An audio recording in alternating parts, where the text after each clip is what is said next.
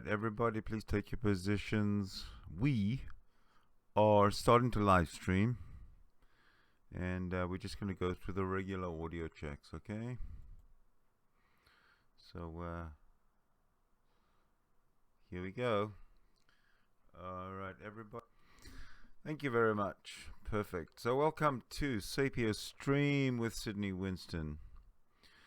It is an overnight session, it looks like. We're running at 9:27 p.m. on the 15th of February 2018. And I want to welcome you to the show. What we're going to do today, or right now, I've done a lot of things today, so it's not the first show. But this is something I've wanted to do for a while. And also as a tribute, as a salute to Thunderf00t. I think your work is great, Thunderf00t. And I'm going to present a playlist of yours called, I should have remembered the name, right? Why do people laugh at creationists? And Thunderf00t has done a great, and this has been a work in progress over like 10 years. I mean, he started this thing 10 years ago, and I think he put his last one up, I don't know, within the last 12 months. I don't know. I think we'll figure it out as we go along, because it's a playlist of short little clips of why people laugh at creationists. And there are 47 of them, but they're all about 5 minutes. So this might go a while, but I think it should be fun. Lots of fun. So the way it's going to work is, let's see. Good question. How's this going to work? So I've got everything all sort of, here we go. Okay, so I've got everything kind of set up like this, where this is where it's going to be played. And I guess I don't really need to be shown at all.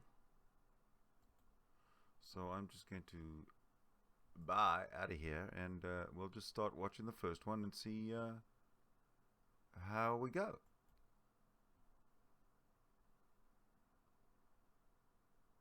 When I claim that there was a worldwide flood, I get laughed at. I get laughed at. I get laughed at. But this planet is covered 3/4 in water. If the planet flooded, like the Bible says, the Grand Canyon could have been formed in about 5 minutes. This is a geographical map of the United States. I get laughed This at. is the Grand Canyon. The Grand Canyon is about 300 miles long. In order to travel from one end of the canyon to the other in 5 minutes, it is required that you would be traveling at about 5 to 6 times the speed of sound. The Grand Canyon could have been formed in about 5 minutes. I get laughed at. In about 5 minutes. I get laughed at. Scientists have been desperately trying to find water on other planets. However, the search is futile. Well, not really. There was the Mars Global Surveyor probe, which has found evidence that water has been flowing on Mars within the last 5 years. Then, of course, there's the Mars Express probe, which has taken pictures of water ice on Mars and revealed massive deposits of water ice under the Martian poles. Then there's the Cassini-Huygens probe that has taken pictures of water ice on Titan. 3 of the 4 large Jovian moons are composed mostly of water. It is likely that Europa has oceans under the frozen surface created by tidal heating from Jupiter, similarly with Ganymede and Callisto. Almost all the moons of Saturn, Uranus and Neptune are ice balls too, as are most of the comets. It's difficult to contrive that anyone could make a more uneducated statement on the status of water in the solar system than... Scientists have been desperately trying to find water on other planets. However, the search is futile.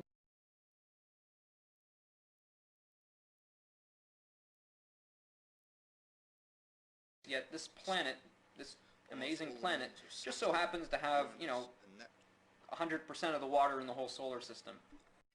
Well, let's ignore for the moment the water on Mars, the gas giants. Let's ignore the water on the moons of Jupiter, Saturn, Uranus and Neptune. Let's ignore all the Kuiper belt objects such as Pluto, Sedna, and of course all the comets. Here's an interesting thing about water. Where did it all come from? We can't find like a speck of H2O in outer space. Is there still no water in the universe? Bollocks. Water is the second most common molecule in the universe. The reason for this is simple. The elemental composition of the universe by atom percent is about 92% hydrogen, 8% helium. The third most common element in the universe is oxygen, and there's less than 1 atom percent of it. Helium, of course, doesn't form any compounds, so the most common molecule in the universe is hydrogen, H2. The second most common molecule in the universe is H2O, water. I get laughed at. There is a small zone around every star called the habitable zone, where liquid water is possible. Our Earth happens to be in a perfectly spherical orbit around our star. Perfectly spherical orbit around our star. The Earth's orbit is not a perfect sphere. It's not a sphere. It's not even a circle. The Earth's orbit around the Sun, like all planetary orbits, is elliptical. And this has been known for about 400 years. I get laughed at. However, if the Earth was a mere 5% closer to our Sun, we would cook like Venus. Now, if our Earth was a few percent away from our Sun... By a few percent, you failed to mention that this is 37%. This is about 50 billion meters, almost out as far as Mars. I get laughed at. The Grand Canyon could have been formed in about 5 minutes, yet this planet, this amazing planet, just so happens to have, 100% of the water in the whole solar system. We can't find like a speck of H2O in outer space. Our Earth happens to be in a perfectly spherical orbit around our star.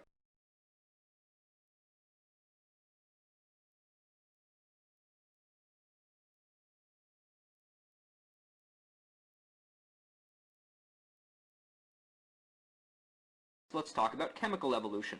In laboratory science, it is proven that hydrogen cannot turn into another element, so we already know that chemical evolution is impossible. Actually, the Sun is powered by hydrogen being converted into higher elements by a process called fusion. It's the energy released from this fusion that heats and lights the Earth. However, the creationist may well argue that no one has actually ever been to the Sun. Ah! I'm burning to death! Ugh. You know how much an apartment that big would cost on the Sun?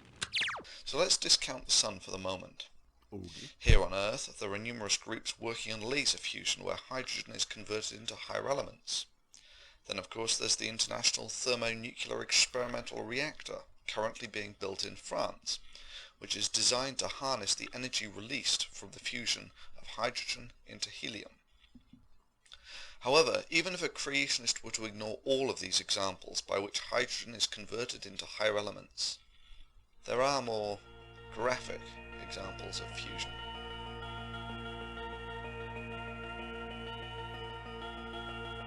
It is proven that hydrogen cannot turn into another element. Hydrogen cannot turn into another element, which we've proven to be impossible.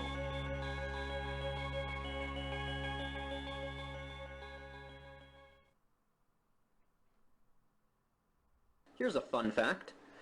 Because the moon can eclipse the sun so perfectly, we can measure the constituency of the sun, the materials and elements on its surface, by observing the pinkish arc of the chromosphere at the moment of totality.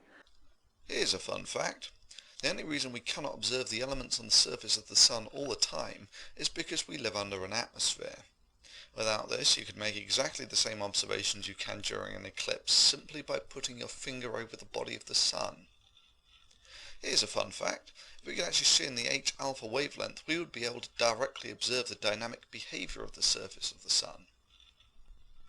Here's a fun fact. Have you ever wondered why there isn't an eclipse every time the moon orbits the Earth? Well, it's simple.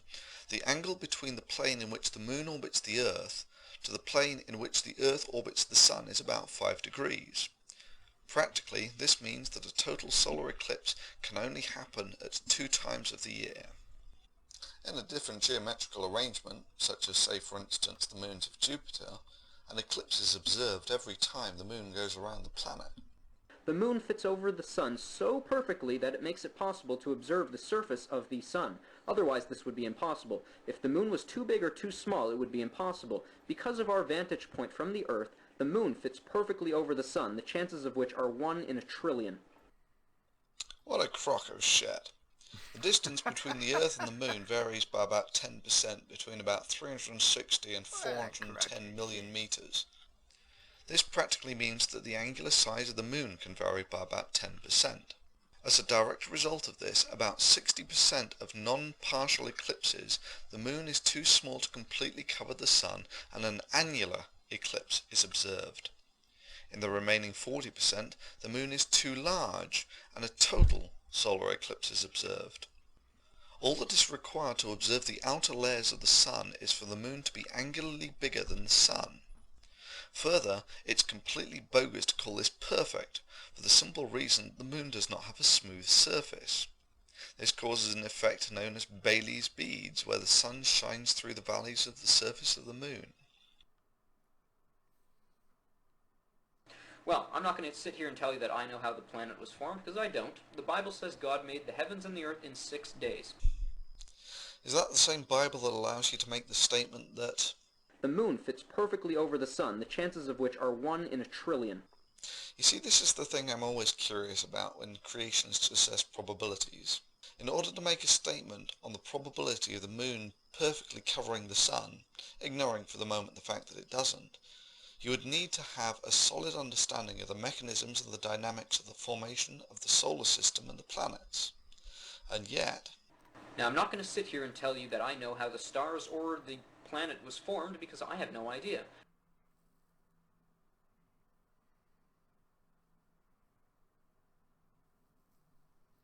Clearly, this is pure imagination, yet it's in a science textbook. Ridiculous, right? So if there is pure imagination sneaking into the textbooks, how can you trust what it says? Let's keep going. The conservation of angular momentum, we're going to talk about it, shows that if some... What, you mean the conservation of angular momentum that's in all the textbooks, which only moments ago you described as containing complete imagination and as ridiculous?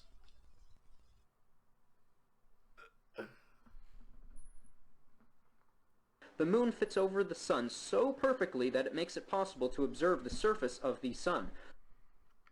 In laboratory science, it is proven that hydrogen cannot turn into another element, so we already know that chemical evolution is impossible, and the chances of which are 1 in a trillion.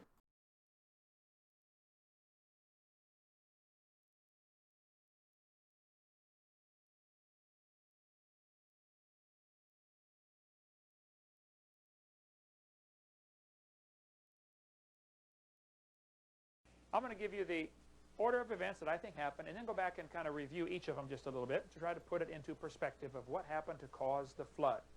Noah and the animals went safely onto the ark. God shut the door, sealed them in. I think a 300 below zero Fahrenheit ice meteor came flying through the solar system and began to break apart. Fragments of this meteor hit the planets and caused the craters on the moon and other planets. And a bunch of it came and made the rings around the other planets. Saturn, Uranus, and Neptune all have ice rings around them. And some of the fragments of this meteor hit the Earth, landing on mostly the North and South Pole, freezing the mammoths standing up. As this meteor came flying in and breaking apart in space, the fragments would tend to be dumped largely around the poles because of the Earth's magnetic field.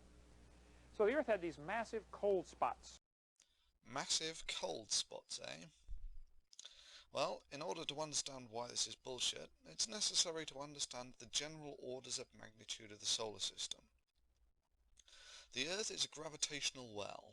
In order to escape from that well, it's necessary to have a certain amount of energy. This is usually expressed as an escape velocity, the speed at which you need to throw an unpowered object for it to escape from the gravitational well of the Earth. For the Earth, this is about 10 kilometers per second.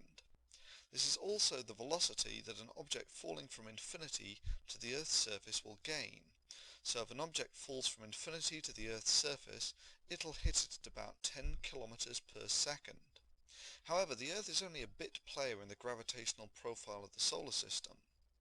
Shown in black is the potential felt by a unit mass in the solar system, while in red is shown how much of this potential is due to the Sun. If we zoom out, we find that it takes much more energy to escape from the Sun than from the Earth. Similarly, an object falling into the solar system, such as the comet the creationist mentions, will gain a lot of energy. As it turns out, an object falling into the Sun's gravitational well will be travelling at about 30 kilometers per second by the time it reaches the Earth, which is also about the orbital velocity of the Earth. So let's take a unit mass and collide it with the Earth at cometary speed. It turns out that enough energy is released to raise the heat of that unit mass by 10,000 degrees Celsius. Now when you're talking about raising the temperature of an object by 10,000 degrees Celsius, it really doesn't matter if you start from absolute zero, that's about 300 degrees below freezing, or if you're working in Celsius or Fahrenheit. The one thing that's absolutely certain is such an impact wouldn't freeze the mammoths where they stood, it would vaporize them. Now let's assess the amount of energy that would be released by such an impact.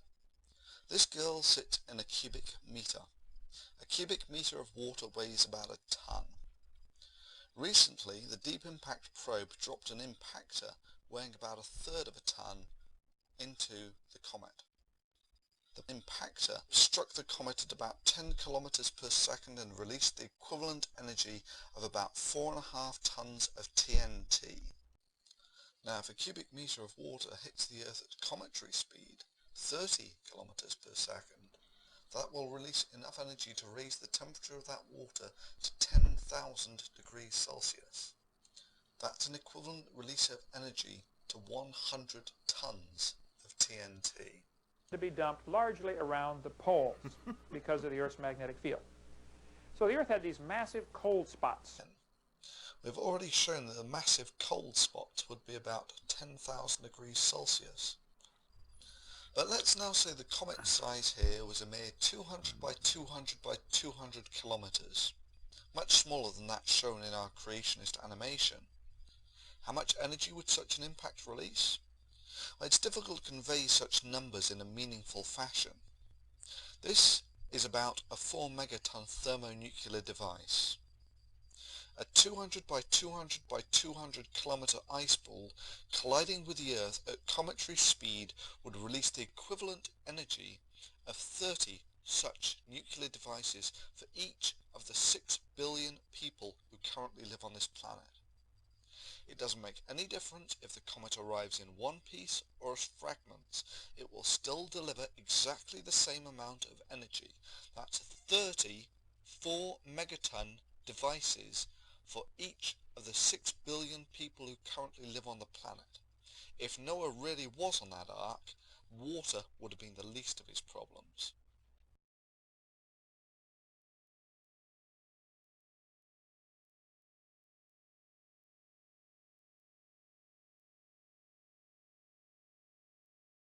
Fragments of this meteor hit the planets, landing on mostly the North and South Pole, freezing the mammoths standing up.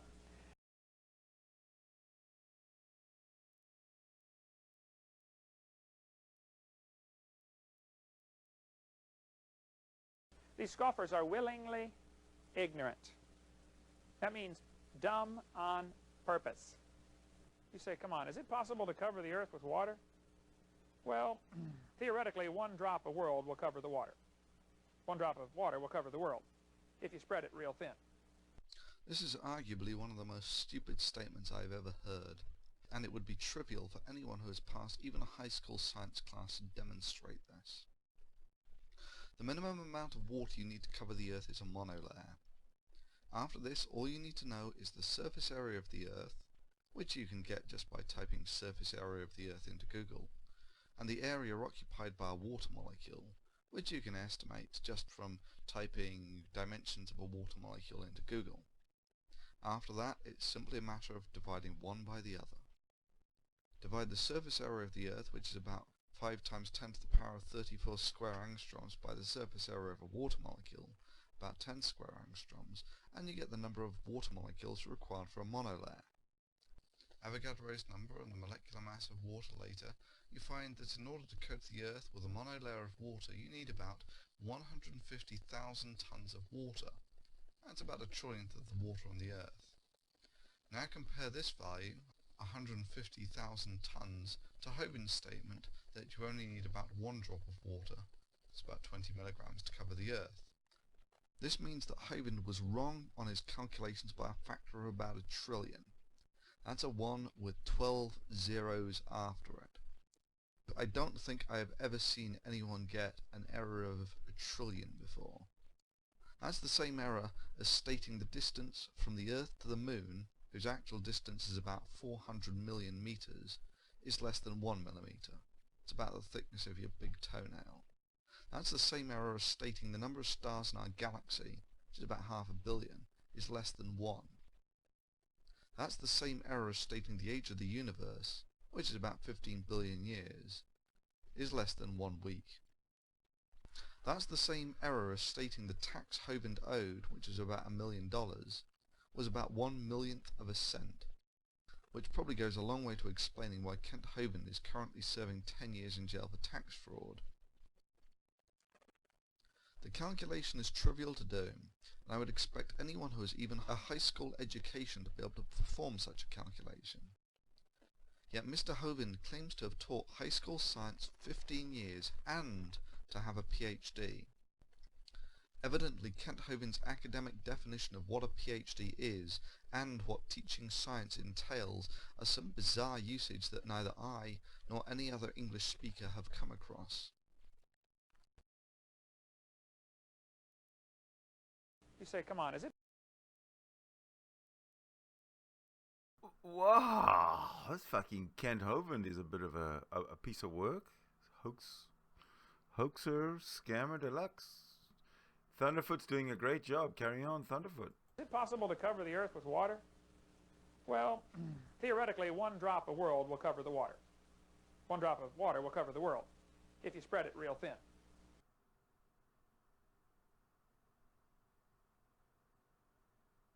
Okay, so we've gotten through 4 of them. Let's see what's next. But feel free to use our materials.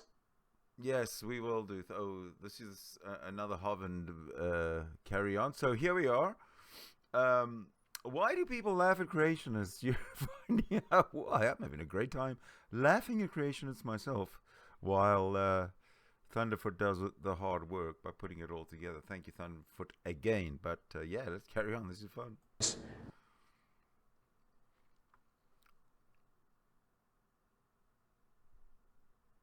These scoffers are willingly ignorant.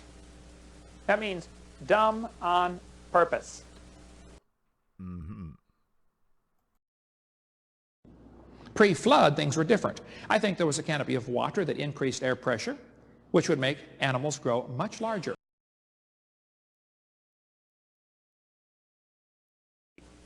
The Bible says the water above the atmosphere, it's mentioned several times in the Bible. So, the first thing we notice is the Hovind theory isn't actually a theory. It's not even a hypothesis. It's not even a coherent idea. In the first instance, the Hovind theory is that water is in contact with and pushing on the atmosphere, while in the second, it's above the atmosphere and not in contact with it. Now, both of these suggestions are demonstrably stupid, and like most of Hovind's Willingly ignorant and dumb on purpose ideas, it's trivial to prove it. The first thing to be said is that the Earth and the solar system are essentially constructs of gravity. All the planets are spheres which are largely filtered by gravity. For instance, look at the Earth.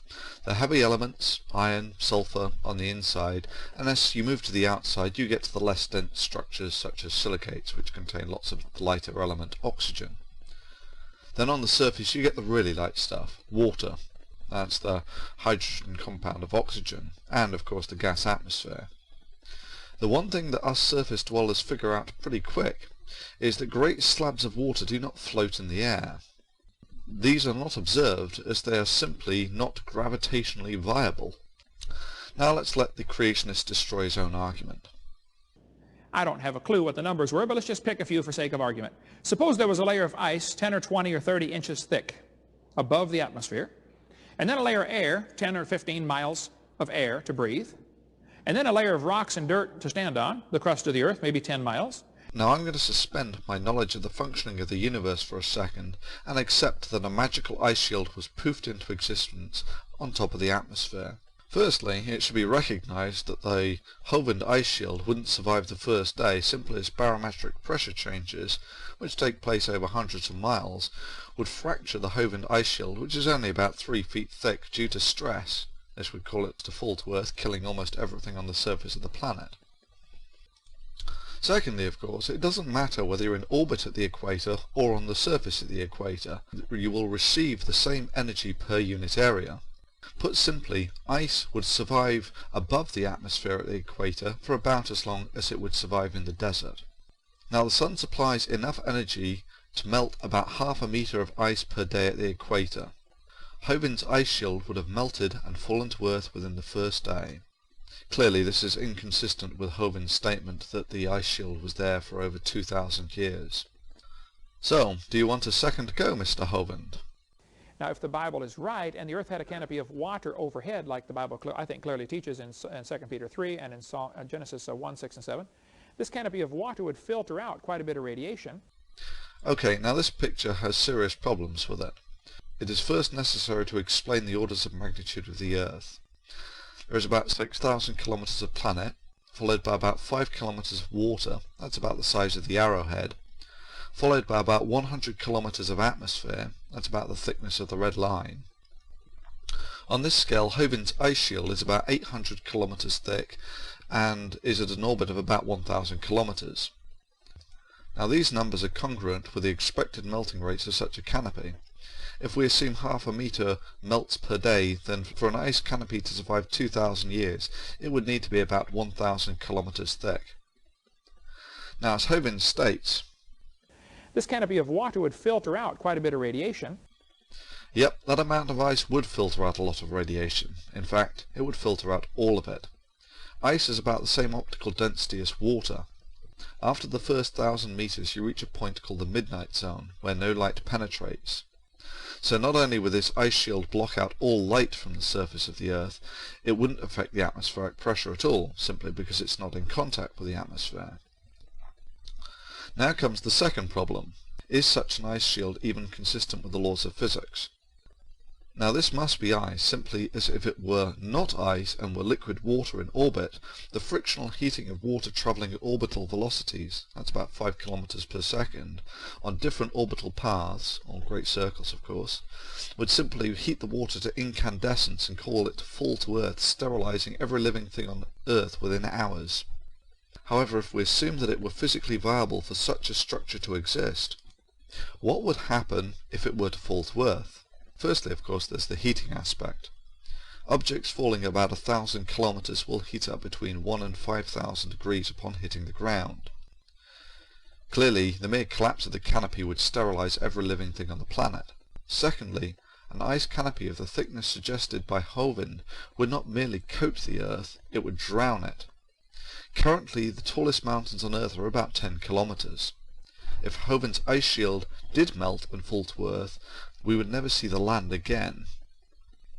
But just for fun, let's take a look at what would happen if we mixed the two contradictory ideas of the Hovland theory. What if there were 800 kilometers of ice sitting on the atmosphere? Well, first it would compress the atmosphere such that it would be about 1 meter thick. It's about 3 feet. If we ignore the fact that at this pressure the atmosphere would liquefy, Noah and every other living creature on Earth would have vast amounts of gas dissolved in their blood. Basically, this means that on the collapse of the canopy, this is what would happen to Noah and every other living thing on the planet. Indeed, even if there were merely enough water to cover Everest, a mere 10 kilometers or so, the effect would be indistinguishable.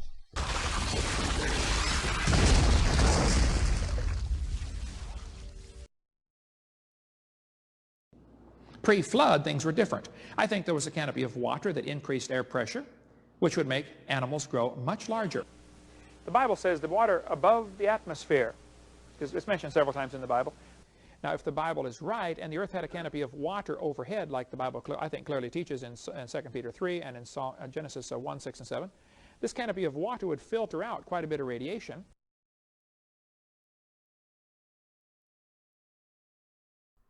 Well, a lot of bollocks. You know, the one thing that amazes me about... At our ministry, produce a lot... Oh, shut up. You know, the one thing that amazes me about Kent... Let me just bring myself in here a little bit here. One thing that amazes me about Thunderf00t is his math and physics and his understanding and of all the, you know, the variables that would take place if a guy like Kent Hovland puts forth a theory about ice in space, and you know, a guy like Thunderf00t comes along and just using physics totally destroys it. Totally destroys it. And I gotta take it, you know, I gotta give it to you, Thunderf00t. Your knowledge of science, of physics is astounding. When I watched your videos explaining how, you know, some of the SpaceX failures, he called them. He takes a video of an explosion and he explains how, and then he goes into the mechanics or the construction of the thing that explodes, and he explains how it all exploded and what leaked into what and what pipes, and brilliant stuff. But I'm sorry, dude. I'm kind of hogging your time. So you just carry on. I'm going to go make some coffee. A lot of videotapes. We've made over 1 million videos now in 6 languages. They're not copyrighted. We encourage you to get our stuff and spread it around.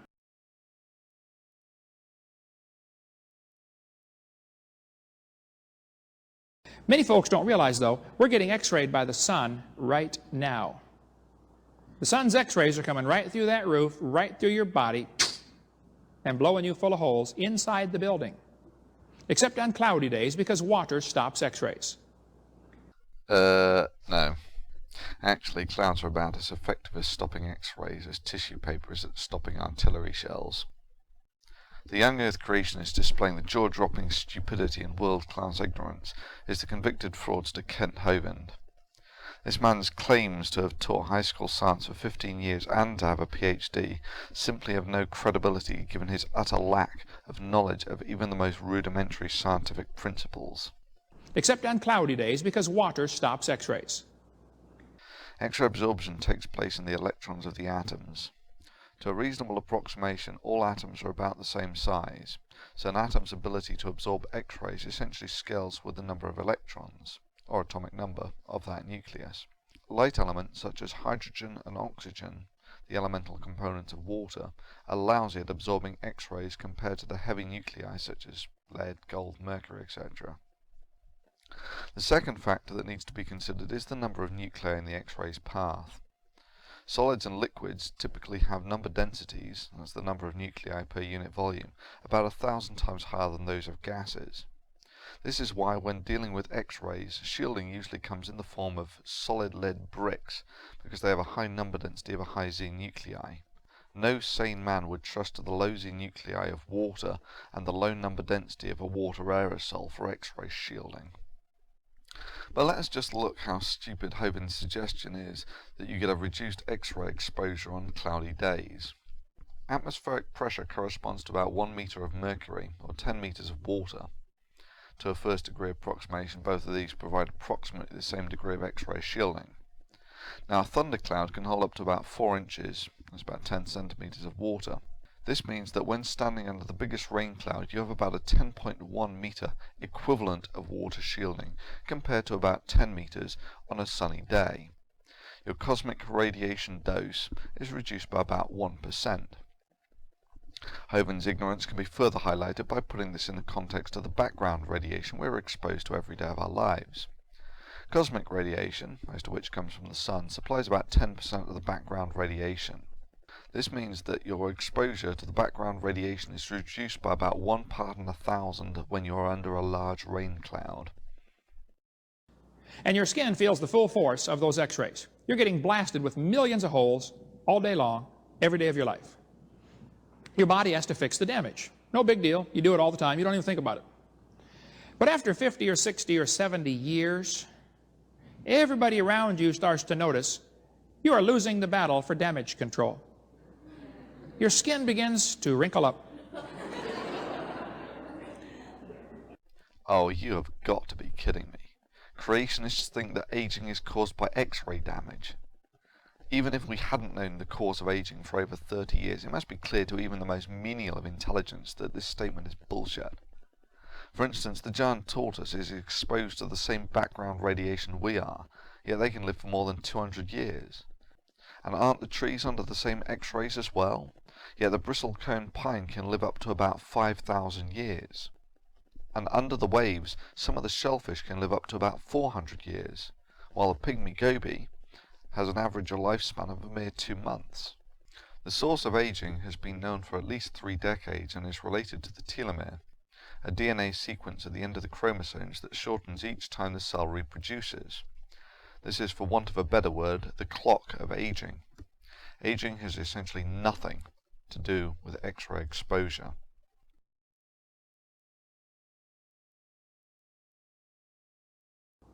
The sun's X-rays are coming right through that roof, right through your body, and blowing you full of holes inside the building. Except on cloudy days, because water stops X-rays. You're getting blasted with millions of holes all day long, every day of your life. Your body has to fix the damage. No big deal. You do it all the time. You don't even think about it.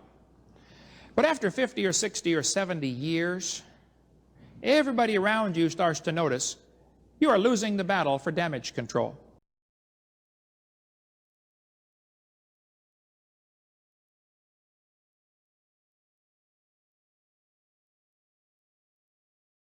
At our ministry, we produce a lot of videotapes. We've made over 1 million videos now in 6 languages. They're not copyrighted. We encourage you to get our stuff and spread it around.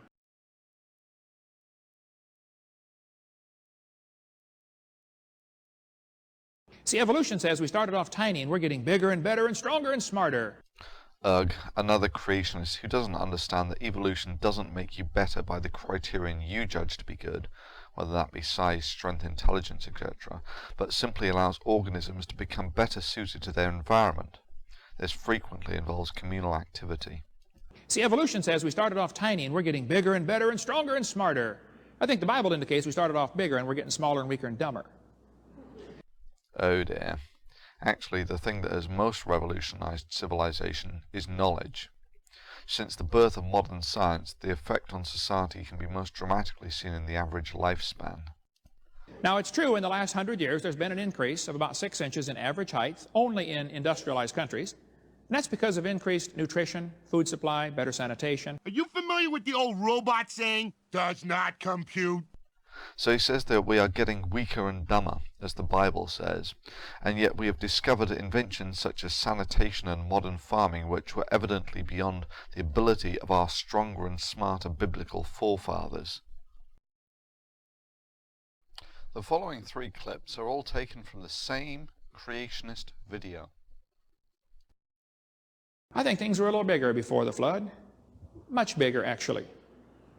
Carl Baugh in Texas is raising piranha in a pressurized chamber with increased electromagnetic field, trying to simulate pre-flood conditions. His fish are getting 4 times the size of normal.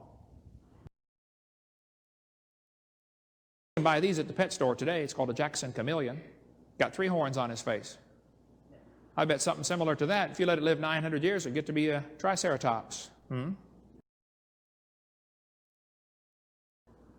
Now, I don't think today's lizards would grow to be dinosaurs if you let them live long enough. I think there's been any more than, you could take all the Chihuahuas today and crossbreed them and end up with a Great Dane. I think it's just the genes for largeness are gone for whatever reason. Pre-flood conditions, his fish are getting 4 times the size of normal. The genes for largeness are gone for whatever reason. That does not compute. Now, I don't want you to go home and say there's billions of dinosaurs roaming the world and you need to be careful when you go to the mall. That's not what I'm saying. What I'm saying is there's a few places where there's still a few been spotted here lately. The genes for largeness are gone for whatever reason. That does not compute. That does not compute. That does not compute. That does not compute. That does not compute. That does not compute. That does not compute. This creationist is now speculating how he thinks hunter-gatherers function. During that time, people would wander around following herds of animals, and you don't want to carry a pile of rocks with you. So you wait till you catch up with the herd, and then you make your tools right on the spot. You kill the animals and leave the tools behind. Okay, Mr. Creationist, there's the herd of animals. Now, where's your flint for making the tools? Where's the trees for making the spears? Where's the bulrushes for making your arrows? Evidently, even in hunter-gatherer communities, creationists wouldn't survive without the smarter elements of the tribe. It takes skill and the right material to make rock tools. You can't just pick up a rock and make a tool from it. There is considerable time invested in finding the right materials and making the rock tools. You certainly don't throw them away.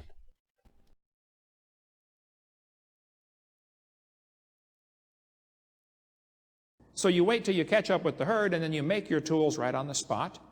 I think the Bible indicates we started off bigger and we're getting smaller and weaker and dumber. You can buy these at the pet store today. It's called a Jackson chameleon. Got 3 horns on his face.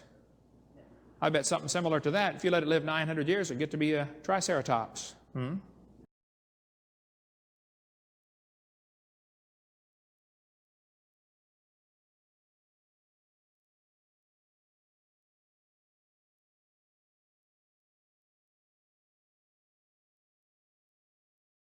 The chances of such an arrangement of DNA arising by sheer chance are 4 to the 250,000th power, and that's generous. To think that it just accidentally got that way. Evolution tells us we're just an accident, the result of random chance. The complexity of living systems could never evolve by chance. That the probability that a protein containing just 100 amino acids would form spontaneously is less than 1 chance in 10 to the 65th power. An event so improbable that it could be compared to winning the state lottery by finding the winning ticket in the street, and then continuing to find the winning ticket in the street every week for 1,000 years. Ah, the bogus probability calculation. The best friend of the creationist trying to convince the uneducated that it's too improbable to happen, so God must have done it. Well, let's take a look at some probabilities, shall we? Let's take a 10 by 10 grid and 100 specific objects to place in that grid. The probability of placing the first object in the first specific location is 1 in 100. The probability of placing the next object in the next specific location is 1 in 99. So the probability of placing both objects in both specific locations is about 1 in 10,000. Similarly, the probability of placing the next object in the next specific location is 1 in 98. So the probability of placing the first 3 objects in the first 3 specific locations is about 1 in a million. Similarly, the probability of placing the first 4 objects in the first 4 specific locations is about 1 in 100 million.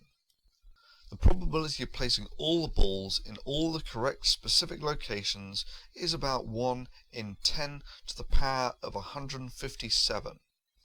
An event so improbable that it could be compared to winning the state lottery by finding the winning ticket in the street, and then continuing to find the winning ticket in the street every week for 1,000,000 years. So why do I mention this?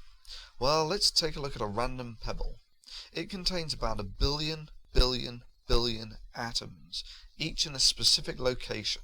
Well, what's the probability of this happening by sheer chance or just an accident? Well, to give you some perspective on this, merely to place the first atom in this first specific location is about 1 in a billion. A chance so remote that if I were to give you 1,000,000 chances per second, it would on average take you about 3,000 billion years to place the first atom. That's about 100 times the age of the universe. Now this isn't the probability of getting all the atoms in the right location to begin with. This is the probability of actually, given these atoms, what are the chances of having them in this specific configuration. So what does this calculation show? That pebbles are infinitely improbable, so God must have made them? Well, no. Actually, this is a field of chemistry known as statistical thermodynamics. Any configuration is almost infinitely improbable. However, ultimately, no matter how improbable, the system must exist in a state. In this sense, the creationist probability calculation is utterly pointless. All they have done is calculate the probability of a single state. The populations of states explored by a system are not governed by chance, but by chemistry, essentially the electromagnetic force. This too is a factor the creationists simply do not take account of. It's like dropping a ball and asking, what are the chances of the ball falling randomly in a specific direction? Again, it's trivial to show that the chances of a ball falling repeatedly in a constant direction are essentially infinitely improbable. However, ultimately, the direction a ball falls in is not governed by chance or by accident, but by the gravitational force. Just as the population of states explored in the chemical system is not governed by chance or by accident, but by the electromagnetic force.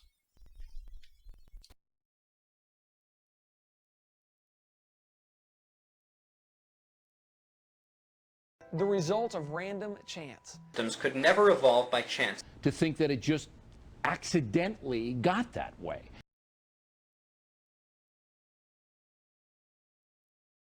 Quite fucking amazing.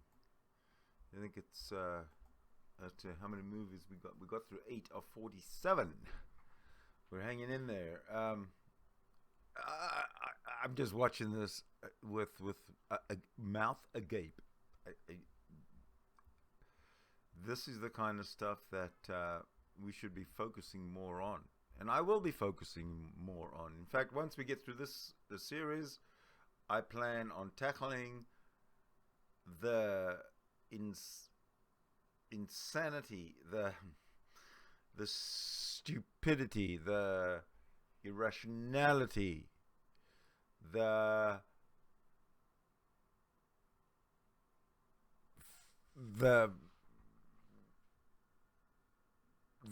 pagan essence, the fiction foundation of the Christian Trinity. Once we clear the table of the Christian Trinity and prove it to be crap and nonsense, without a shadow of a doubt, then then we can move on as a global society. Until then, we're going to have a problem. But I want to carry on. I'm really enjoying Thunderf00t here, so I want to listen to him some more. Here we go.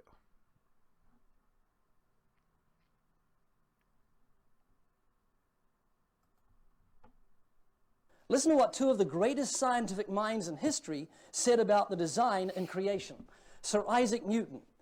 The most beautiful system of the sun, the planets, and comets could only proceed from the counsel and dominion of an intelligent and powerful being.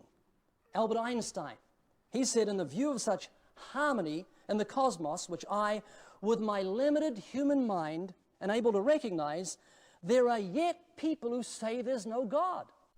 Ah, quote mining, another favourite ploy of the creationists, using partial or misleading quotes from real scientists in the hope that some of their academic credibility will rub off on them. It's trivial to do. For instance, these are the words of the devoted creationist Kirk Cameron and his partner Ray Comfort. You guys who believe in God are idiots. You're small-minded people who are unintelligent. You don't think. There's no God. I'd rather go to hell than to believe in a megalomaniac like God. This is the worst kind of deceit, worse in many ways than actually lying, in that it is specifically designed to intentionally mislead people by either misquoting people or misrepresenting academic discourse, which is essential to the progression of science, as a weakness of a theory. It is also very noticeable that these creationists plead with you to accept their views. In academic circles, this would be instantly interpreted as a man with no case to present, which is why he resorts to such snake oil salesman-style techniques. In academic lectures on research science, it is taken that any argument presented stands on its merits. The lecturer is expected to present his case clearly, but any attempt to suggest that his argument should be accepted based on the pleading or scoffing of the lecturer will be instantly greeted with academic skepticism. This sort of thing might fly in the pulpit and in political forums, but it has no place in the academic arena.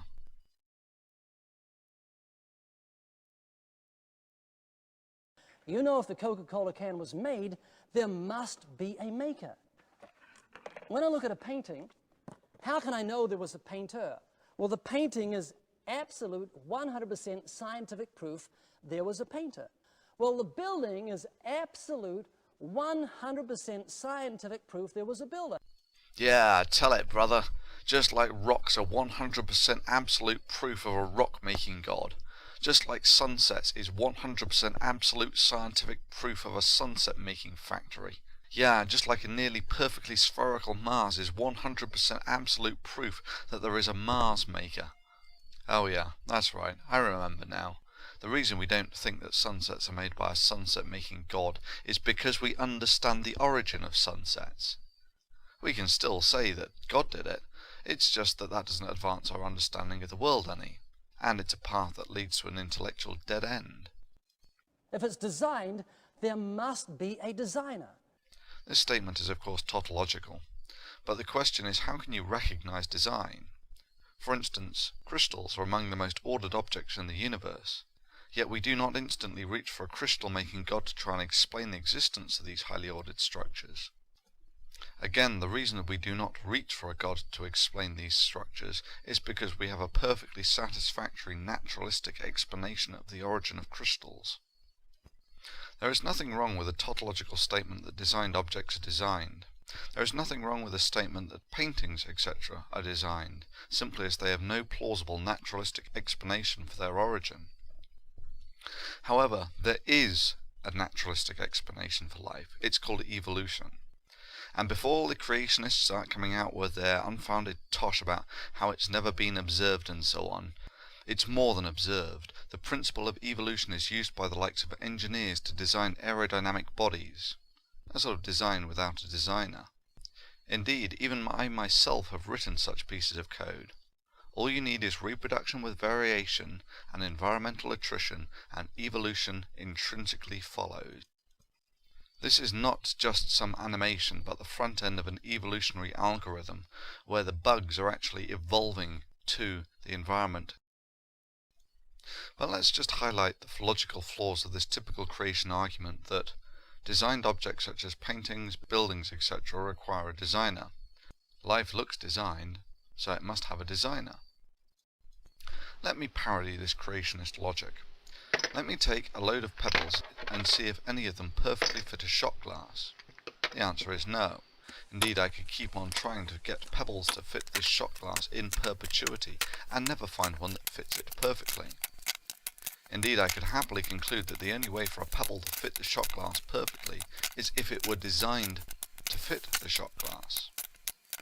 Liquids, however, fit the shot glass perfectly every time.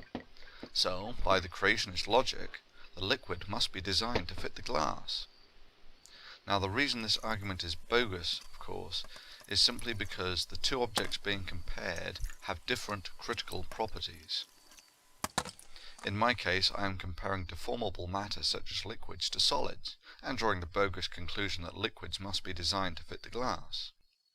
In the creationist case, they are comparing objects that are known to be manufactured with objects that can evolve, that is, objects that suffer environmental attrition and reproduction with variation, and then drawing the bogus conclusion that life must be designed.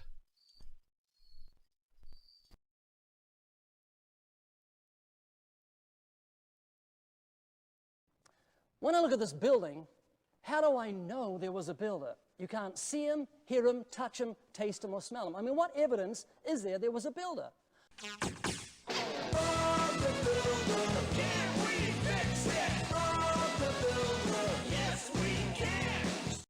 Yeah, that's right. You know there was a builder because you can see him, hear him, touch him, taste him, and smell him. Although few builders will allow it to go that far.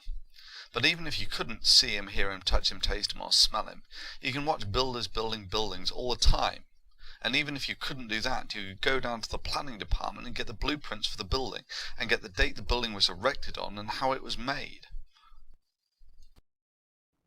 When I look at this building, how do I know there was a builder? You can't see him, hear him, touch him, taste him, or smell him. I mean, what evidence is there was a builder?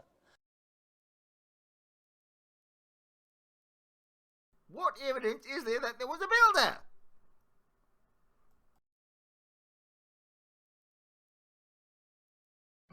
If the universe looks like it's fine-tuned for complex life, maybe there's a fine-tuner. Maybe it was fine-tuned. Shown is a molecular dynamics simulation of the bee-sting protein called melatonin. These simulations are routinely used and are very useful for the interpretation of experimental results and the predictions of microscopic behaviors of such systems. It's a well-established and mature field of chemistry. There's just one thing. There is no gravity whatsoever in these calculations, nor is there any gravity whatsoever in the more detailed quantum mechanical calculations. Gravity is about 1,000 billion times weaker than the electromagnetic force. It's an irrelevant factor in the molecular forces which determine molecular dynamics, which is why you can leave it out of the equation altogether. It's also notable that life is remarkably robust to the absence of gravitational fields, functioning almost as well on the Earth as it does in microgravity.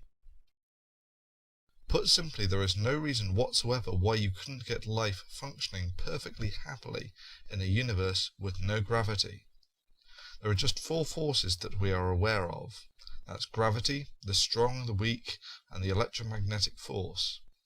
Now, I've just shown that gravity is not necessary for the functioning of life. Further, a recent paper has suggested that a universe without the weak force would look largely indistinguishable from our current universe. So half of the forces that we know about are not essential for the functioning of life. So much for the creationist statement that everything needs to be perfect for life to function. But now let's move on to the simple deceit of creationists. Yep, you always need dramatic music if you're going to play God and choose a new gravitational force constant for the universe. However, if you want to play God, as the creationist seems intent on doing, then the limits for the gravitational constant are 0 and infinity. However, you cannot put an infinite number of finite-sized inch strips together in a finite distance. It's impossible by definition.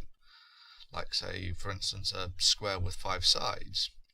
What the guy is describing is simply mathematically impossible. Well, in fairness, the animation was neat and the music was fine. However, it's still pointlessly speculative mathematical nonsense. The constants of the universe, when he has no real scientific understanding of the one he currently lives in. In this sense, Strobel's mathematically impossible speculation on the gravitational constant has about as much academic credibility as a burger flipper lecturing a brain surgeon on cerebral aneurysms. The principal difference between lawyers and scientists is that scientists gain their reputation, or track record, based on what they can establish from the physical evidence and logical deduction. However, for lawyers, truth is an irrelevance, as the criterion that determines a successful lawyer is their ability to present a successful case, not their ability to establish truth. Although obviously it helps for those who harbour a conscience if the two coincide once in a while. You want answers? I think I'm entitled. You want answers? I want the truth! You can't handle the truth! But let's take another look at this case for a fine-tuned universe. There's about 75 cubic kilometres of life on Earth, while the volume of the Earth is approximately 1 trillion cubic kilometres. That means that by volume the Earth is approximately 1/10000000% life. For me, this device is an example of fine-tuning.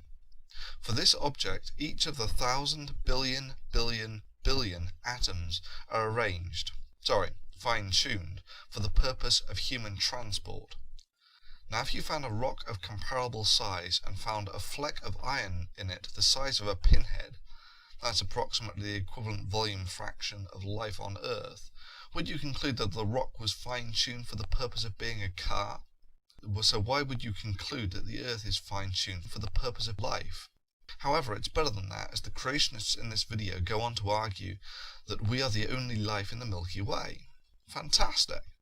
The volume between us and the nearest galaxy is about 5 times 10 to the power of 58 cubic kilometers. That means that the creationists are happy to argue that something where you find one part in 10 to the power of 58 that works means that that object is fine-tuned for that purpose. Now, for the creationists to call this a fine-tuned universe for the purpose of life is like taking 1 billion Earths and finding a single iron atom on one of those Earths, and then concluding that these billion Earths are fine-tuned for a purpose. In summary, it is deeply unconvincing to try and argue that a universe which has essentially no life in it is fine-tuned for the purpose of life.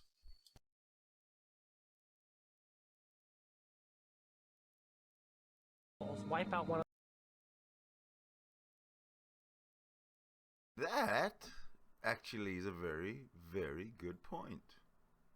A universe, he says, a universe that has no life in it is fine-tuned for life is a ridiculous, pointless statement, conclusion.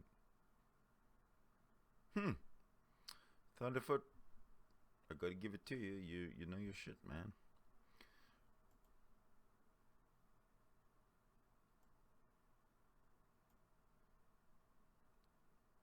Is this a new one? Shit, where the hell are we here? If the universe looks like it's fine-tuned for complex life, maybe there's a fine-tuner. Maybe it was fine-tuned for life. If you didn't have the electromagnetic... Ooh, I think we were at the end of this one or something. Shit. I kinda messed up. Oh.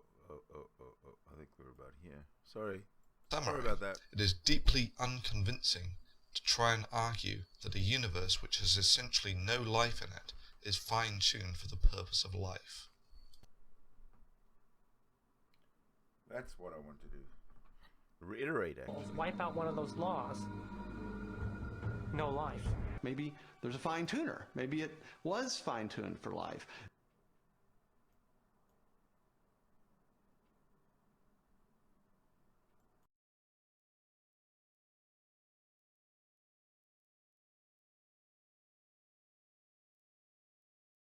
Jesus spoke about a second death. There are 2 types of death. Mortal death, which is when our soul is separated from our body, and spiritual death, which is when our soul is separated from God.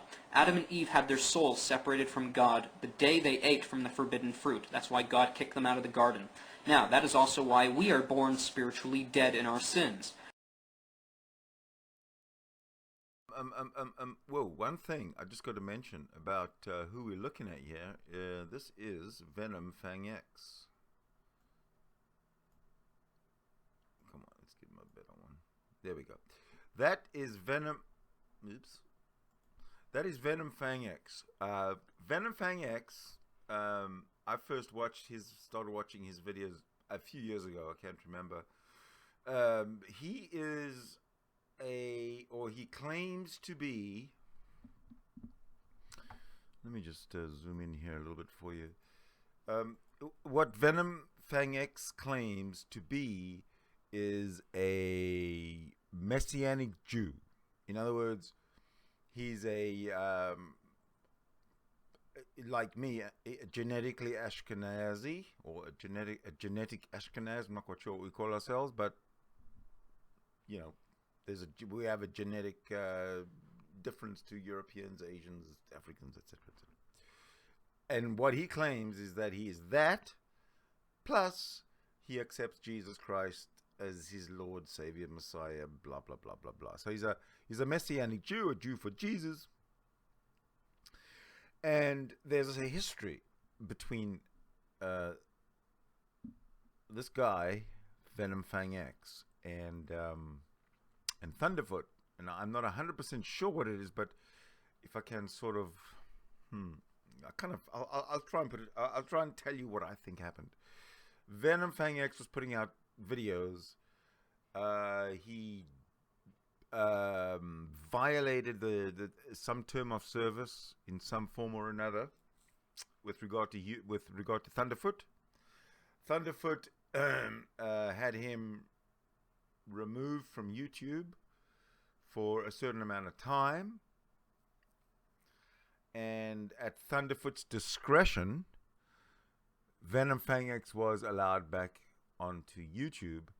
I haven't seen anything of him or from him since he was apparently let back into YouTube, but that's what I know. So there is a relationship between this dude here, Venom Fang X, and Thunderf00t, who's making these great videos.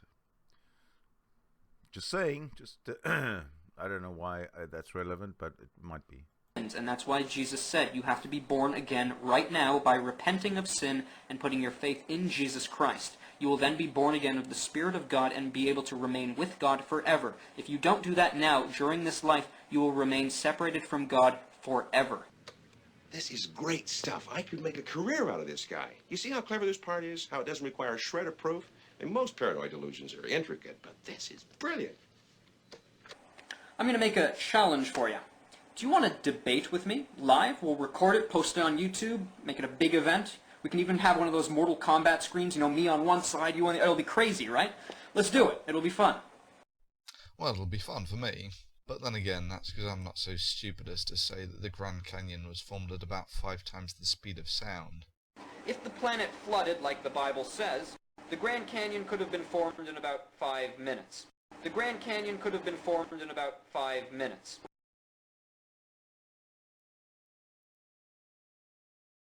However, the reason I have little interest in humouring you with a debate is exemplified by these videos. Put simply, someone who has repeatedly demonstrated such a crass lack of scientific understanding as yourself is not in need of a debate, but an education. However, you shouldn't feel bad about this attribute, as it's almost pervasively true of all young Earth creationists. Let's see what gems you have for us this time. The Bible says Noah only had to bring things that breathe with their nostrils. Fish don't breathe with their nostrils, and I bet you even know that. Ah, Noah's Ark. It's almost shameless that anyone could try and defend this. But let's look at the facile point that Noah took nothing onto the Ark that didn't have nostrils. Well, sure, that would have meant that Noah wouldn't have to take any bugs on the Ark. But then again, it would have also meant the extinction of almost all insects and plant life on Earth. And of course the humble earthworm, and thereby ensuring that Noah and everything else on the Ark would have starved to death on a dead planet. But then again, what about the whales? They breathe through their nostrils. Shown are the nostrils of the largest creature ever to live on the Earth, the blue whale. I really would have loved to see how Noah got all the animals that breathe with their nostrils on the Ark. The Bible says Noah only had to bring things that breathe with their nostrils. Fish don't breathe with their nostrils, and I bet you even know that. So insects breathe not through their nostrils, but through their skin, so no insects either. Now, the seas get saltier at an increasing rate every year, and if you take the rate in which they're getting saltier in reverse time, about 4,400 years ago, the seas would be totally freshwater. Ah, so the water was totally fresh 4,000 years ago, eh? Well, where did these come from? These are chalk cliffs. They are known to be composed of microscopic shells of a form of creature similar to the modern phytoplankton called coccolithophores. These phytoplankton require 2 materials to make their calcium carbonate shells. Firstly, calcium, which is dissolved in the seawater. Secondly, carbonate, which is usually obtained from carbon dioxide from the atmosphere. The geological period of time in which these deposits were laid down is named after these chalk deposits, the Latin name for chalk being Creta. In the Cretaceous period, these areas were covered with oceans, and the chalk deposits were laid down between 150 and 70 million years ago. Now comes the amusing bit. The raw materials required for coccolithophores to make chalk, or calcium carbonate, are a salt solution of the ion calcium and carbon dioxide. Now if the oceans were purely fresh water as the creationist states, then where did these calcium carbonate deposits of coccolithophores come from? Again. Jesus spoke about a second death. There are two types of death. Mortal death, which is when our soul is separated from our body. I can only assume that by death he means brain death. We've known for decades now that the only thing that causes irreversible death is the death of the brain. Once the neurochemistry goes south, it doesn't come back. However, this is the thing. Animals have brains that function in a very similar fashion to our own. Yet I somehow doubt the creationist would argue that it's impossible for animals to die, as they have no souls to separate from their bodies. Next, of course, comes the obvious question. We know our brains make our decisions, so what's the purpose of the soul the creationist speaks of?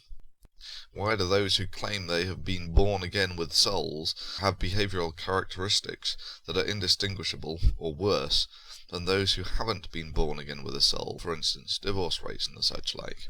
And spiritual death, which is when our soul is separated from God. Okay, so the creationist is now saying that we have a soul and that there's a God, and that having your soul separated from God counts as death. Okay. Well, I'm still struggling to see how, if God is omnipresent and omnipotent, how you can ever be separated from him. Adam and Eve had their souls separated from God the day they ate from the forbidden fruit. That's why God kicked them out of the garden. Okay, so Adam was born with his soul alive and killed it by eating forbidden fruit. So what have we learned? Well, in creationism, it's possible to kill your soul by eating. Now, that is also why we are born spiritually dead in our sins. Okay, so in creationism, it's not only possible to kill your own soul by eating, but it can also cause all the children you have to be born with dead souls. You are dead in your sins, and that's why Jesus said you have to be born again right now by repenting of sin and putting your faith in Jesus Christ.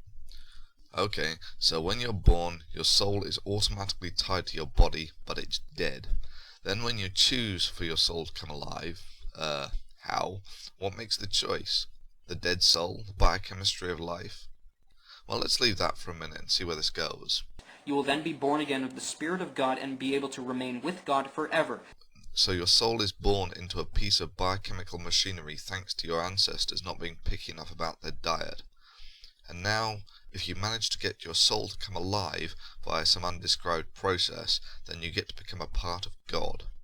If you don't do that now, during this life, you will remain separated from God forever. And if you don't obey the creationist's fantasy, then his fantasy will punish you for your disobedience. But of course, the funny thing is the creationist's fantasy would automatically kill the souls of all the babies who haven't chose to have their souls born yet. That's a pretty unpleasant fantasy.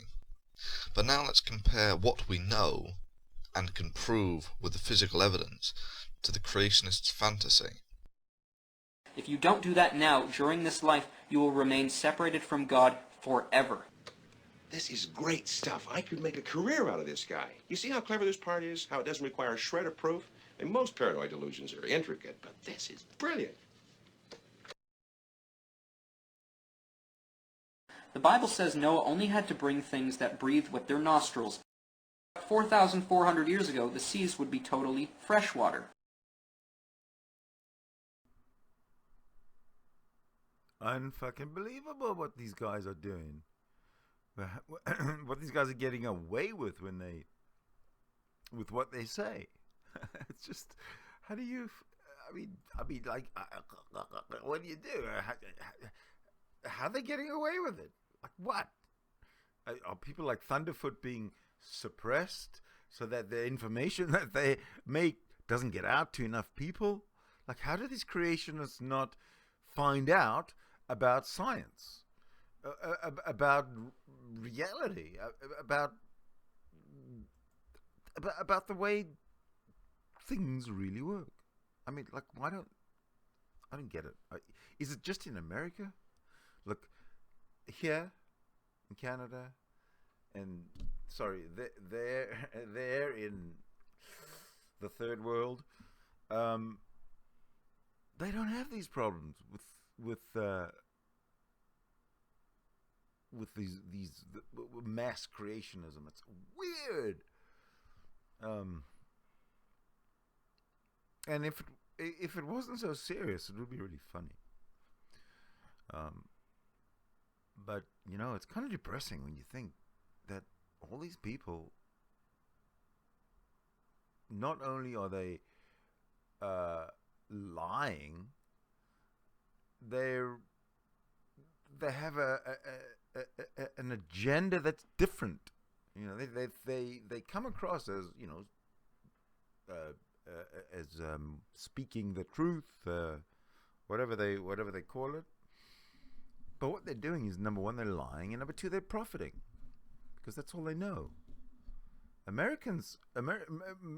President Trump, my friend, you have got a lot of work to do. In fact, I think you're fucking up. Donald, sir, I think you're fucking up. I think what you are doing by chasing and stroking the evangelicals in your shithole country, the United States of America, is preposterous. You're doing exactly the opposite of what needs to be done. Stop stroking the religious ego. Leave them. Stop it. In fact, if you were a smart dude, give them their religious freedoms or whatever, but you're a businessman, right? And the religious institutions, as a payback or as a license to lie, they should be part of the tax-paying base of the economy.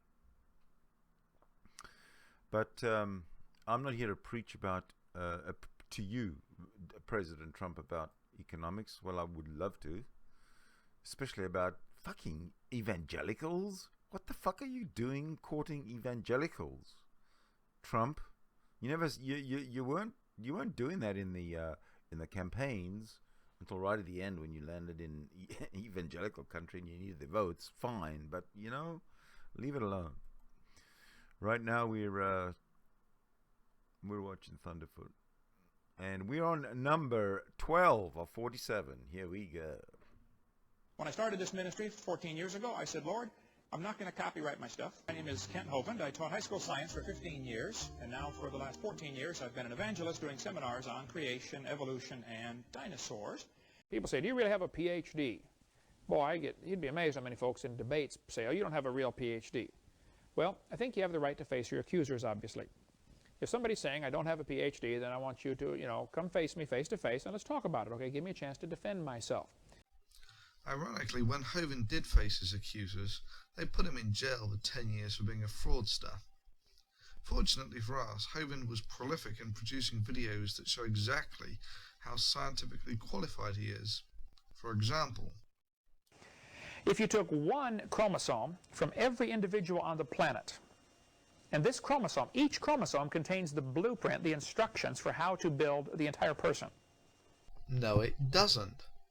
So, Hovind's scientific education doesn't extend as far as knowing the difference between a genome and a chromosome. Chromosomes are large DNA structures that constitute a fragment of the genome. For instance, in humans there are 23 chromosome pairs in the genome.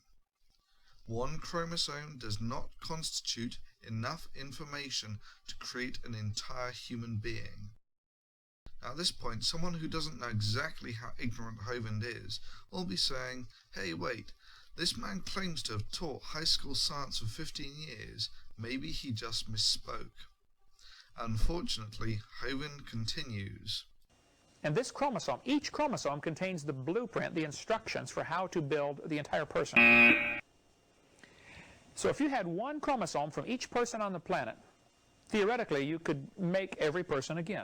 You have the information to make a new Becky or a new Steve or a new Eric or whoever, okay, from one chromosome. Now, to make it even more interesting, if we had our ladder from here to Chicago, and we twisted it and twisted it and twisted it, and as you do a rubber band, you get it tighter and tighter, and pretty soon it starts to double knot. It starts to loop again. Okay, similar idea. we're going to take this long ladder from here to Chicago and split it all the way down the middle. Each one of the rungs of the ladder is going to be cut in half, all the way from here to Chicago. While it's twisted, it is going to unwind from the other half. So we have two half ladders. That's going to join up with the other half ladder from your husband or wife, wind itself back together from here to Chicago, and make a child. You're a moron. I've never seen anyone garble biochemistry so badly. Reproduction goes something like this. Mummy splits up some of her cells such that they contain half the number of chromosomes, each one being a DNA double helix, in a process called meiosis. Daddy does the same thing. Mummy and Daddy then hook up, don't they, baby?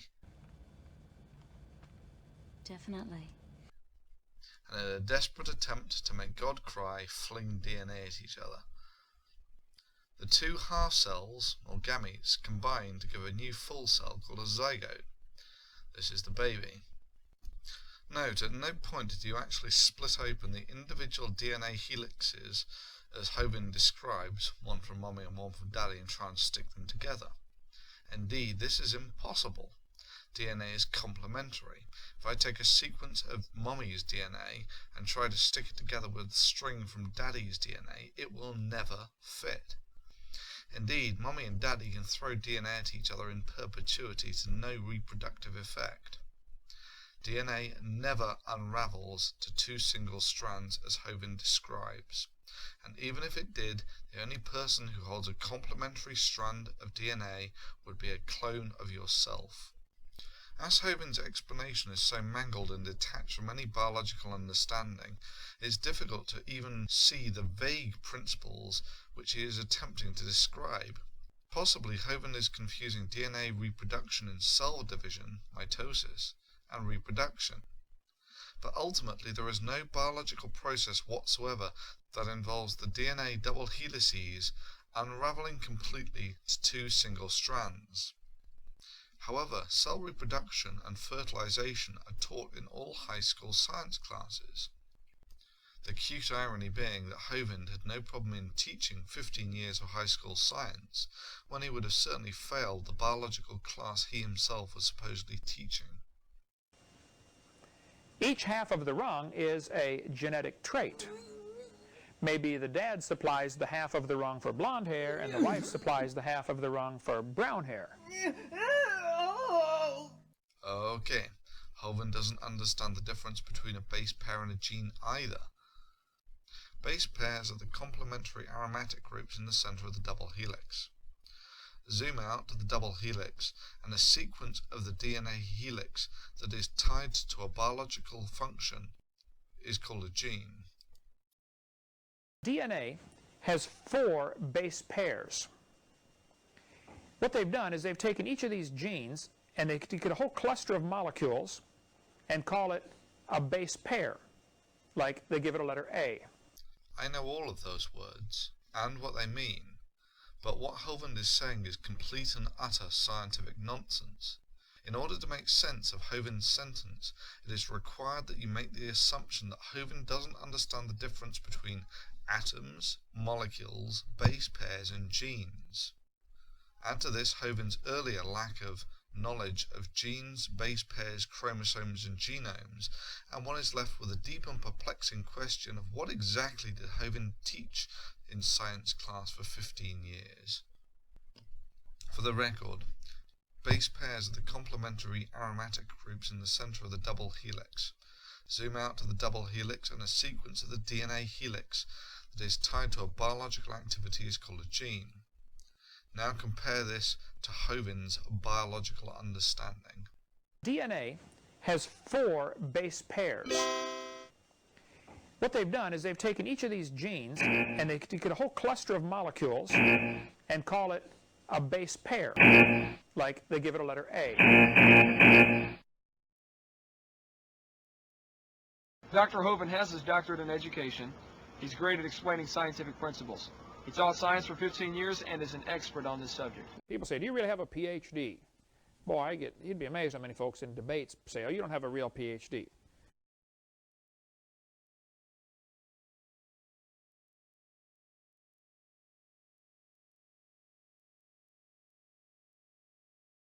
All right, that's great. Okay.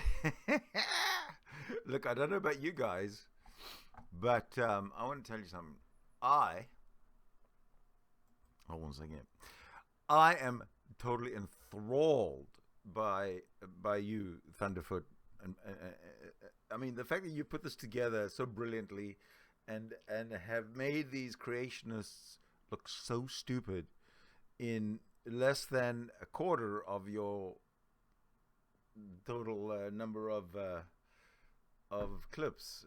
I'm loving it. I'm just taking a break here so that we can take a break and that you guys can go and get yourself another coffee, because I can do it while the video's running. And also I'm going to go and check the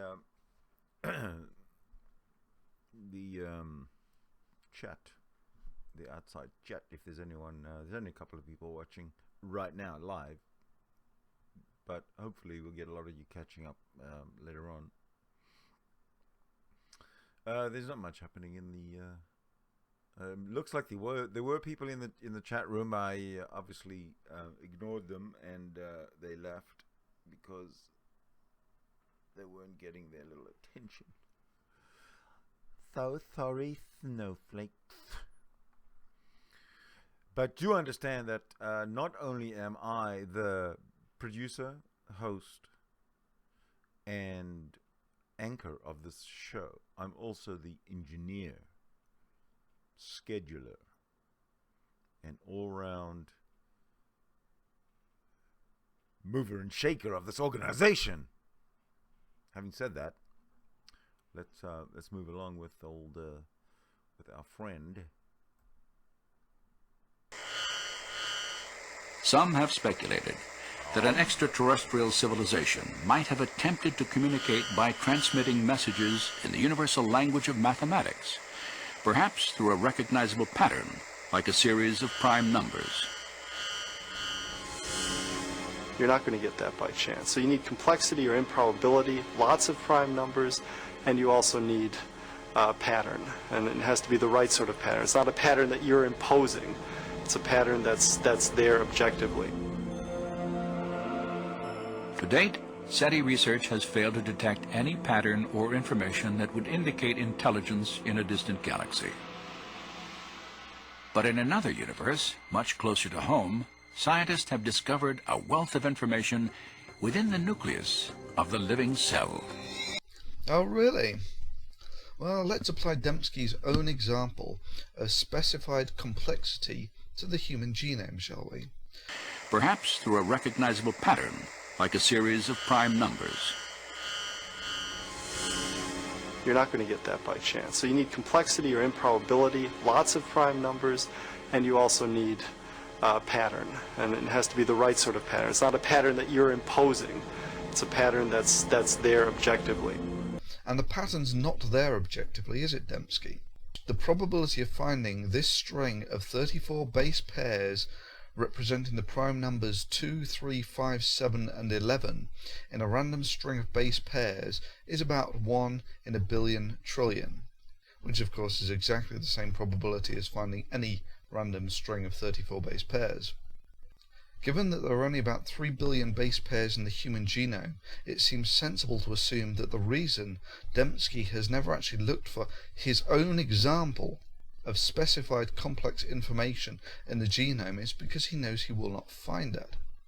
It is also noteworthy that Dembski, who is touted by the creationist organization the Discovery Institute as one of their senior research fellows, claims on his CV that he was a professional witness in the Dover versus Kitzmiller trial of 2007. Dembski again finds himself at variance with reality, in that, ignoring for the moment the fact that Dembski withdrew from being a professional witness without giving a word of expert testimony, the Dover trial was in 2005, not in 2007. 3 members of the Discovery Institute were originally listed as professional witnesses in the trial. All 3 withdrew at the last moment without explanation. Yep, that's right. The Discovery Institute, the hub of the intelligent design movement, was not willing to defend intelligent design under oath. Dembski has also made some interesting comments on the trial judge, Judge Jones.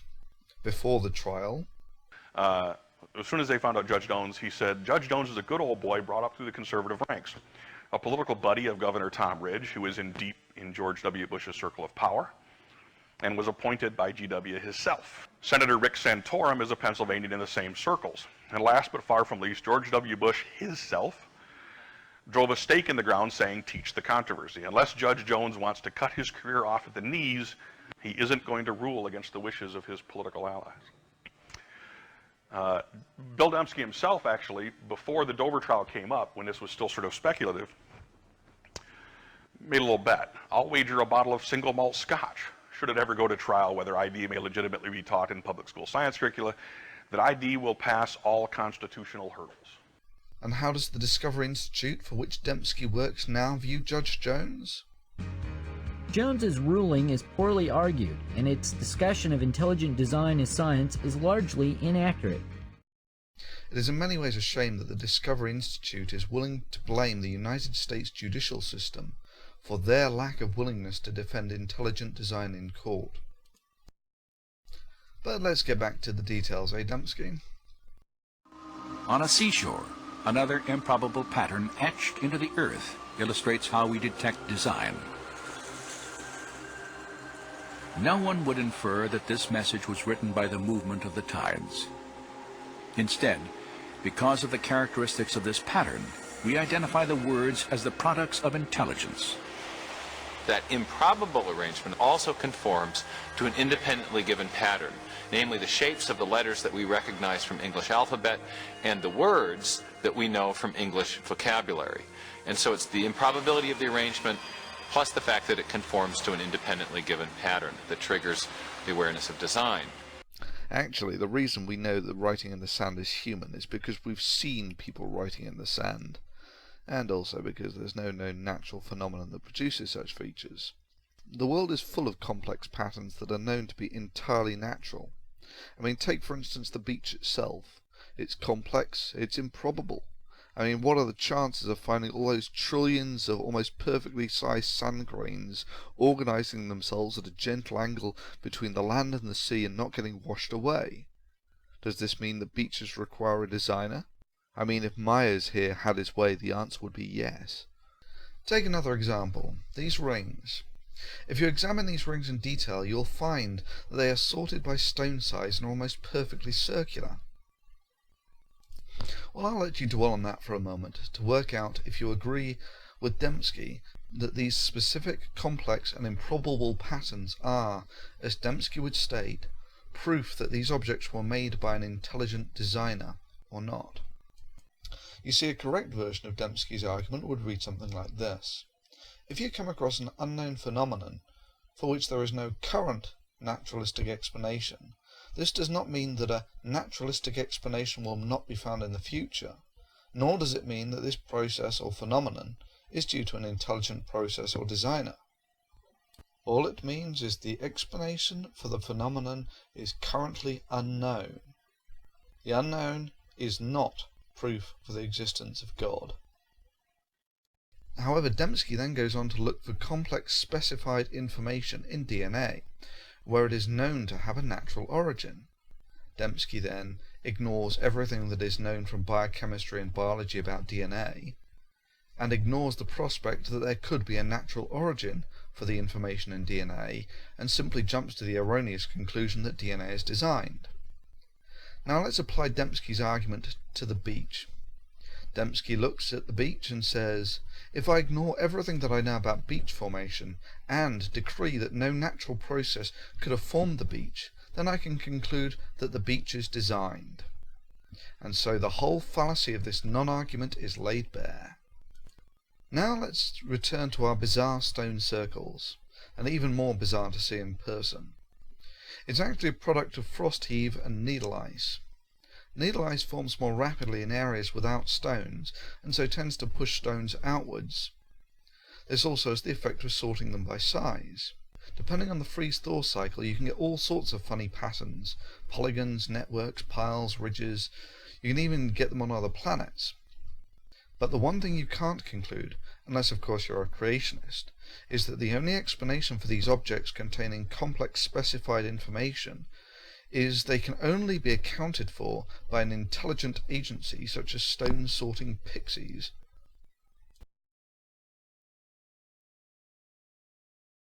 Perhaps through a recognizable pattern, like a series of prime numbers. You're not going to get that by chance. So you need complexity or improbability, lots of prime numbers, and you also need pattern. And it has to be the right sort of pattern. It's not a pattern that you're imposing. It's a pattern that's there objectively.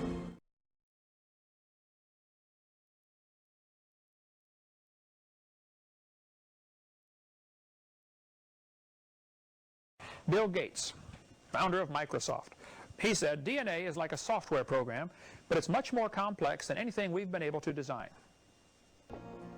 Bill Gates has said that DNA is like a computer program, only much more complex than any we've been able to devise. And if you reflect on that even for a minute, it's a highly suggestive observation. It certainly is. As why would billionaire, non-believer, and founder of the largest transparently operated charitable foundation in the world be making statements supporting creationism? The answer is, of course, he wasn't. The quote is actually taken from the book The Road Ahead, from a passage where Gates is comparing how boring his biology teacher made the subject compared to his chemistry teacher, and the importance of having inspiring teachers. Yep, that's right. Both Kent Hovind, currently in jail for tax fraud, and the Discovery Institute, the intelligent design proponents who would not defend intelligent design under oath, have little problems in reconciling their literal biblical ethics with taking a line out of a passage where a guy is talking about the importance of good teachers to infer that they support intelligent design. This seems to be a pervasive pattern of behaviour amongst young Earth creationists. Take, for instance, the Dover trial of 2005, where intelligent design suffered a humiliating rout in court.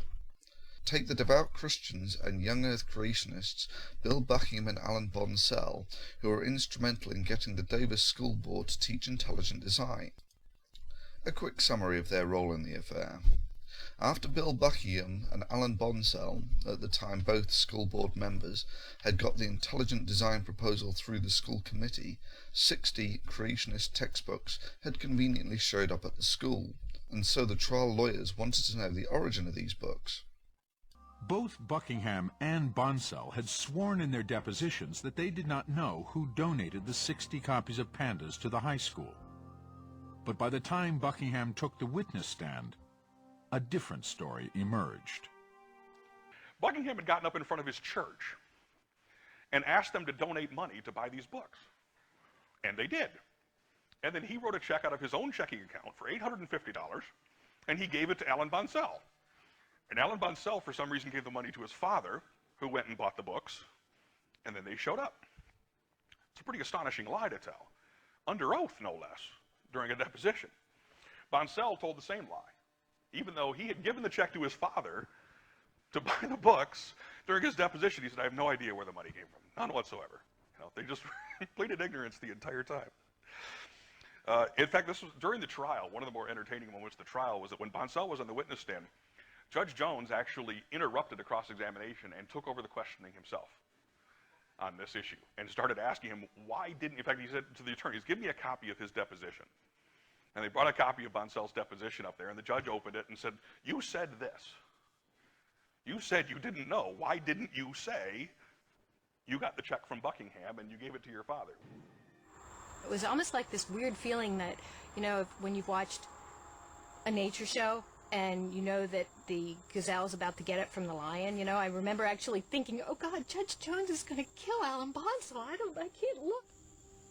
And then Judge Jones, his face had gotten bright red at this point, and he goes, you tell me why you didn't say where that money came from to buy of pandas and people. And Alan Bonsell finally, under Judge Jones's grilling, started to get a little nervous, and he started flapping his hands, and he started stammering, and he completely had lost this self-assured composure that he had earlier. For Bonsell in that situation, To have a federal judge, you know, on the stand basically accuse you of perjury under oath. I suspect that Bonsell may have needed to change underwear at that point. I suspect he was a little shaken up by that. Jones recommended to the U.S. attorney that he investigate bringing perjury charges against Buckingham and Bonsell for lying under oath. The 139-page opinion ruled that intelligent design is not science. Finding it had been introduced for religious reasons, Judge Jones decided it was unconstitutional to teach intelligent design in Dover science classes. Both defendants and many of the leading proponents of intelligent design make a bedrock assumption which is utterly false. Their presupposition is that evolutionary theory is antithetical to a belief in the existence of a supreme being and to religion in general. To be sure, Darwin's theory of evolution is imperfect. However, the fact that a scientific theory cannot yet render an explanation on every point should not be used as a pretext to thrust an untestable alternative hypothesis grounded in religion into the science classroom or to misrepresent well-established scientific propositions. The citizens of the Dover area were poorly served by the members of the board who voted for the intelligent design policy. Citing what he called the breathtaking inanity of the school board's decision, he found that several members had lied to cover their tracks and disguise the real purpose behind the intelligent design policy. The crushing weight of the evidence indicates that the board set out to get creationism into science classrooms, and intelligent design was simply the vehicle that they utilized to do that. As they passed this, perhaps the funniest statement of the trial came from school board member Heather Giese, who said, "Oh, we're not going to be sued. I have confidence in the district's lawyers." Problem with this was the district's lawyer had told them, "You're going to get sued and you're going to lose." Had told them, "Do not pass this." And that statement became rather prophetic. Not only did they get sued, because they had ignored their own attorney's advice, their insurance policy was canceled.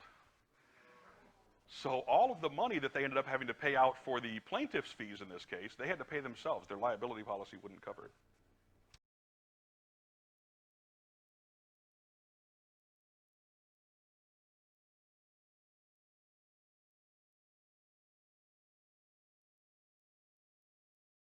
The explosion must have taken place in the blink of an eye.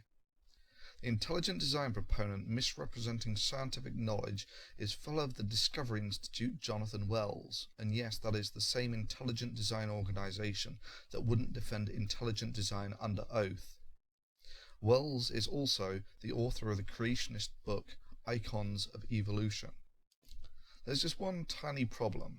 If a 24-hour period represents 4 billion years, then 2 minutes would be about 6 million years.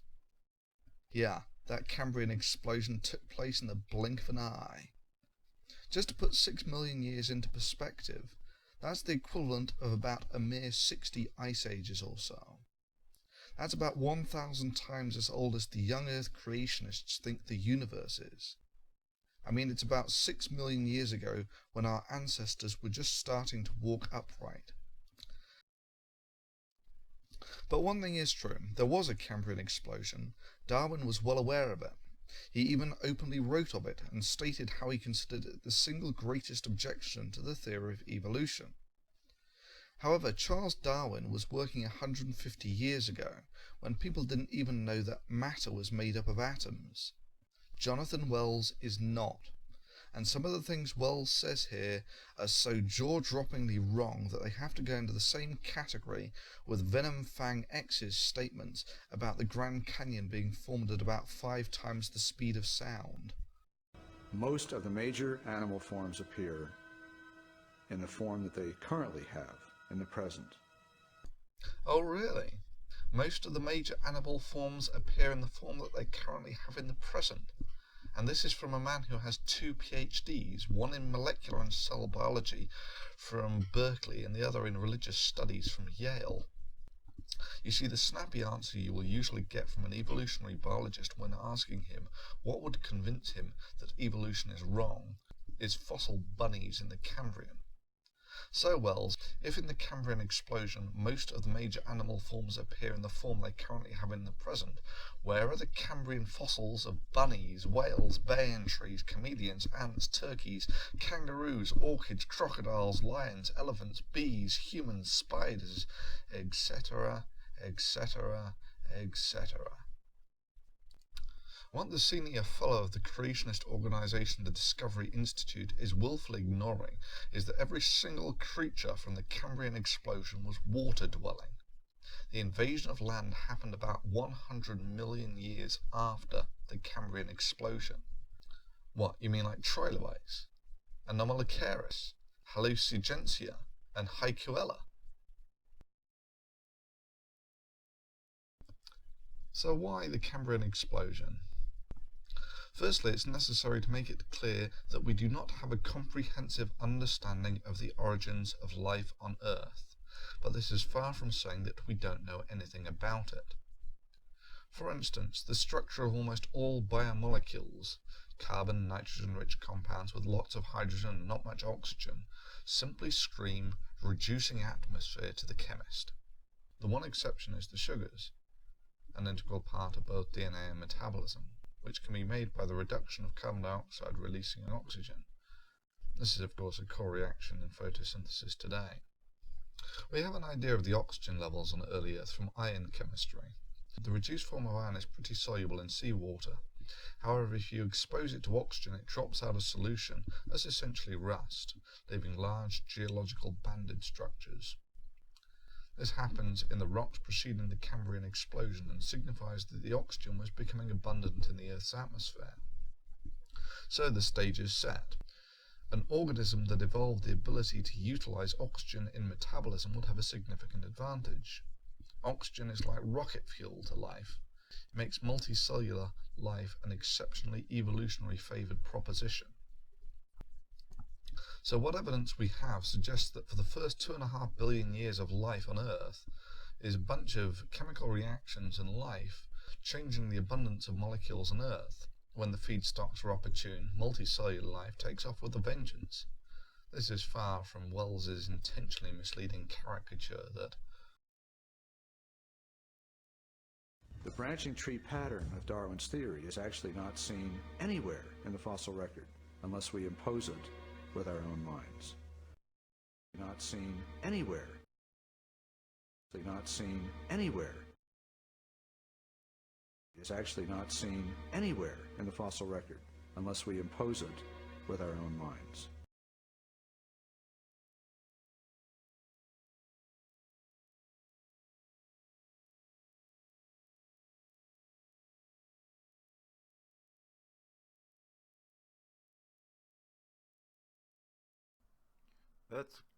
That's incredible. Also, what I want to do right now is let you know what's coming.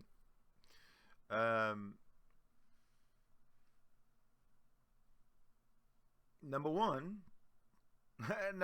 with two bull. Okay, number one. This is 47 segments, and we are just about to start number 16. So this might actually work. This might actually turn into a multiple parter, a two-parter, or three-parter. Because I don't know how long I'm gonna wanna. We've already been going 2 hours. Maybe we'll watch one more segment and then call it a day. But before we do that, I want to show you. I want to present. We'll let you know what it is that I'm considering for the shows coming up. One of them is to show what a scumbag organization, sleazebag to the core, organization Chabad.org is. It's the ultra conservative religious Jewish fake as fuck Jewish organization. I want to expose them. All they're doing is using an ancient religion, or what they say is a religion, to,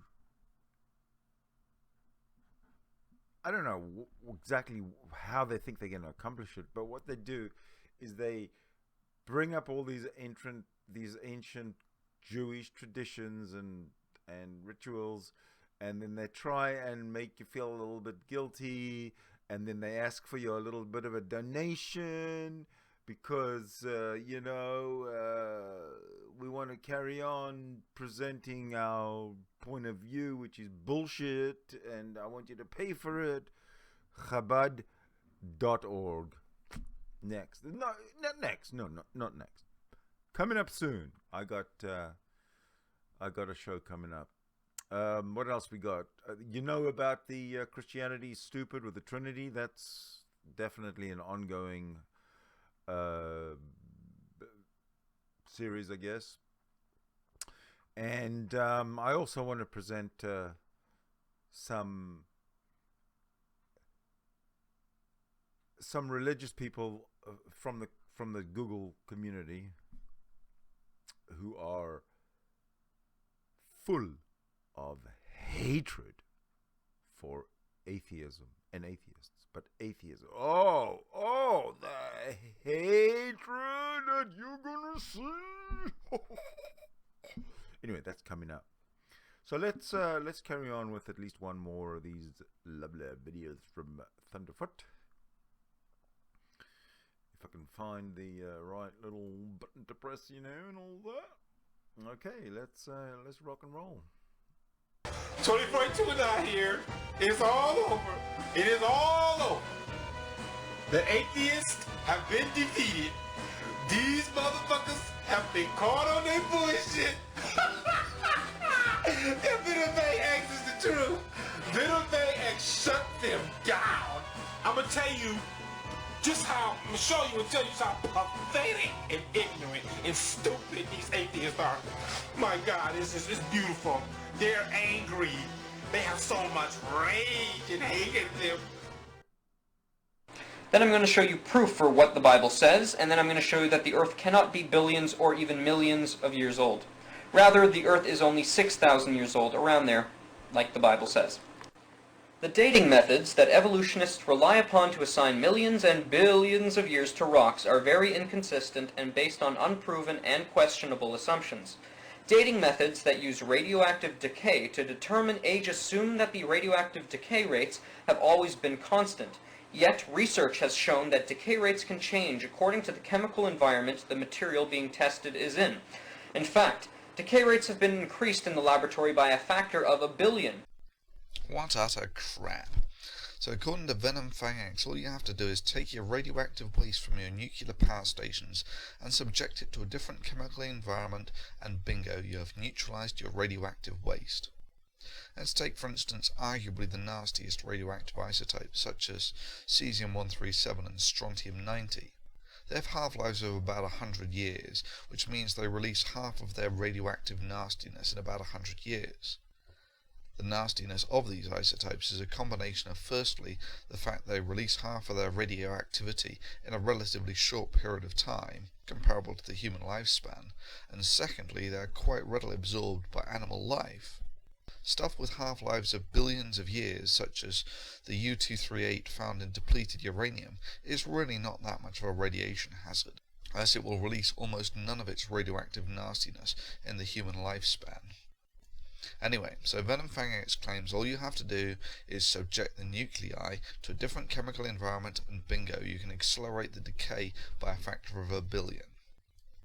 Great, so according to Venom00t, you can neutralize the radiation threat from cesium-137 and strontium-90 in about 10 seconds, while the treatment of long-term radioactive waste such as iodine-129, with a half-life of about 17 million years, could essentially be neutralized in about a month.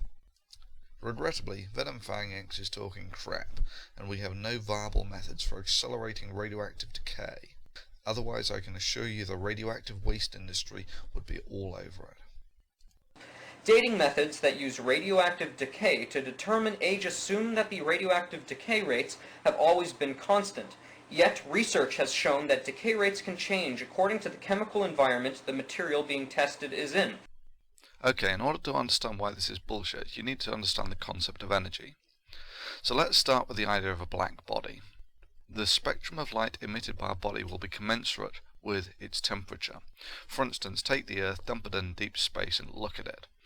The surface of the Earth is about 300 degrees Kelvin. That's about room temperature, meaning that the Earth would have a black body radiation in the infrared. Now take the Sun and dump it in deep space. It has a surface temperature of about 6,000 Kelvin, meaning that it has a black body radiation in the white light region. Okay, now we've sort of made the connection between temperature and black body radiation. What can we do with this? Well, various energy photons interact with matter in which the possible energy states, be they nuclear spin, rotational, vibrational, electron excitement, core electron excitement, or nuclear excitement, are comparable to that of the photon. Take, for instance, the eye. The photosensitive parts of the eye absorb in the visible and turn that absorbed energy into a signal. However, if the energies are too high, for instance X-rays, then they will not interact with the photosensitive parts of the cell. And similarly, the same thing happens if the energies are too low, for instance radio waves. Now, Venom Fang X says that the chemical environment, that's basically the electrons around the nucleus, can have an effect on the nucleus state. Not even close. The chemical environment has zero effect on the nuclear state of the atom. I mean, the chemical environment of the nuclei is about as effective as changing the nuclear decay rates as your eye is at seeing radio waves. This is why there is no effect of pressure, temperature, or electronic environment of the nucleus on the nuclear transitions responsible for radioactive decay. In fact, decay rates have been increased in the laboratory by a factor of 1 billion. No.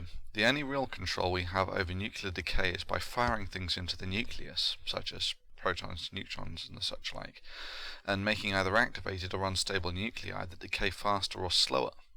Regrettably, the only places you're going to get a decent flux of these sorts of particles at these sorts of energies are at research facilities that are actually geared up to study that sort of thing. All such dating methods also assume a closed system, that no isotopes were gained or lost by the rock since its formation. Quite so. A quick lesson on radiometric dating.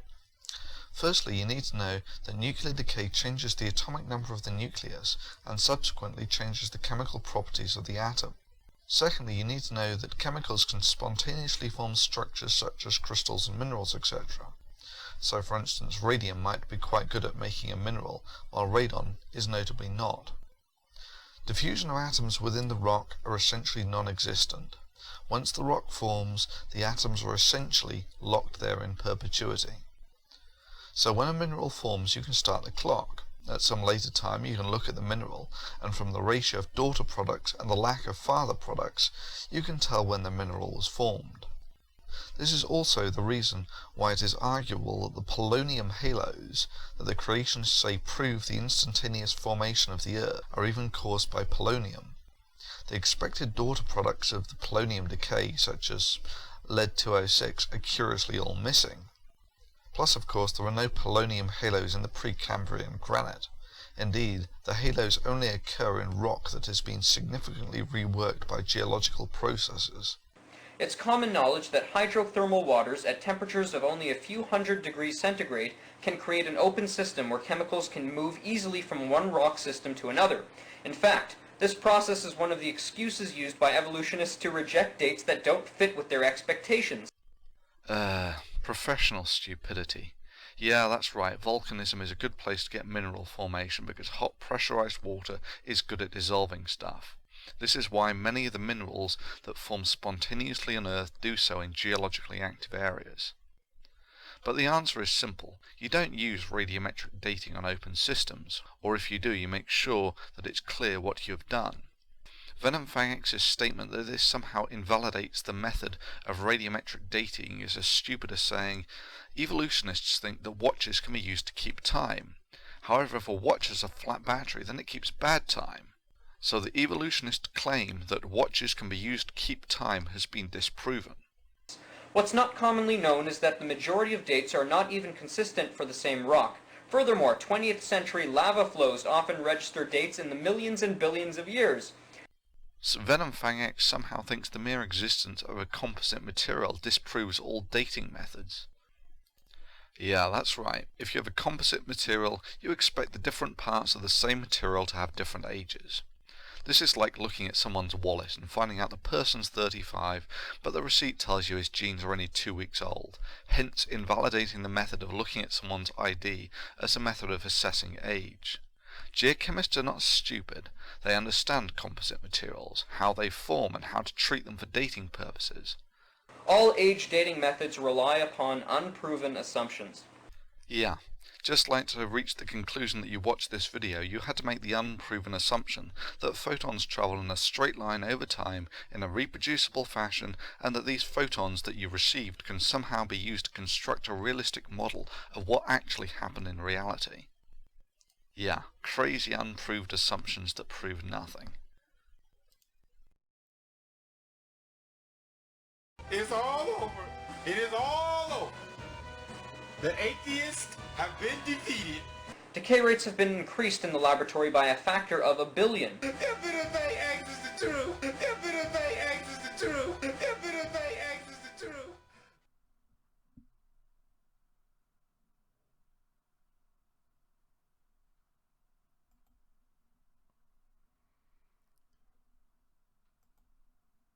Wow. Well, I just can't get enough of this stuff. I just want to carry on watching. Do you? You don't have to, you know. Let's see. Okay. 2 are watching, but I suspect that it's like me and the other me. But that's okay. So we've watched 16 out of 47. Actually, let me go and see what are we doing here. I'm trying to look for a place where we can actually have a break that makes sense, but it just goes on and on. It's beautiful. Oh, well, I'll tell you what we'll do. Oh. What? Oh, okay. Sorry. I was a little confused about what I was looking at.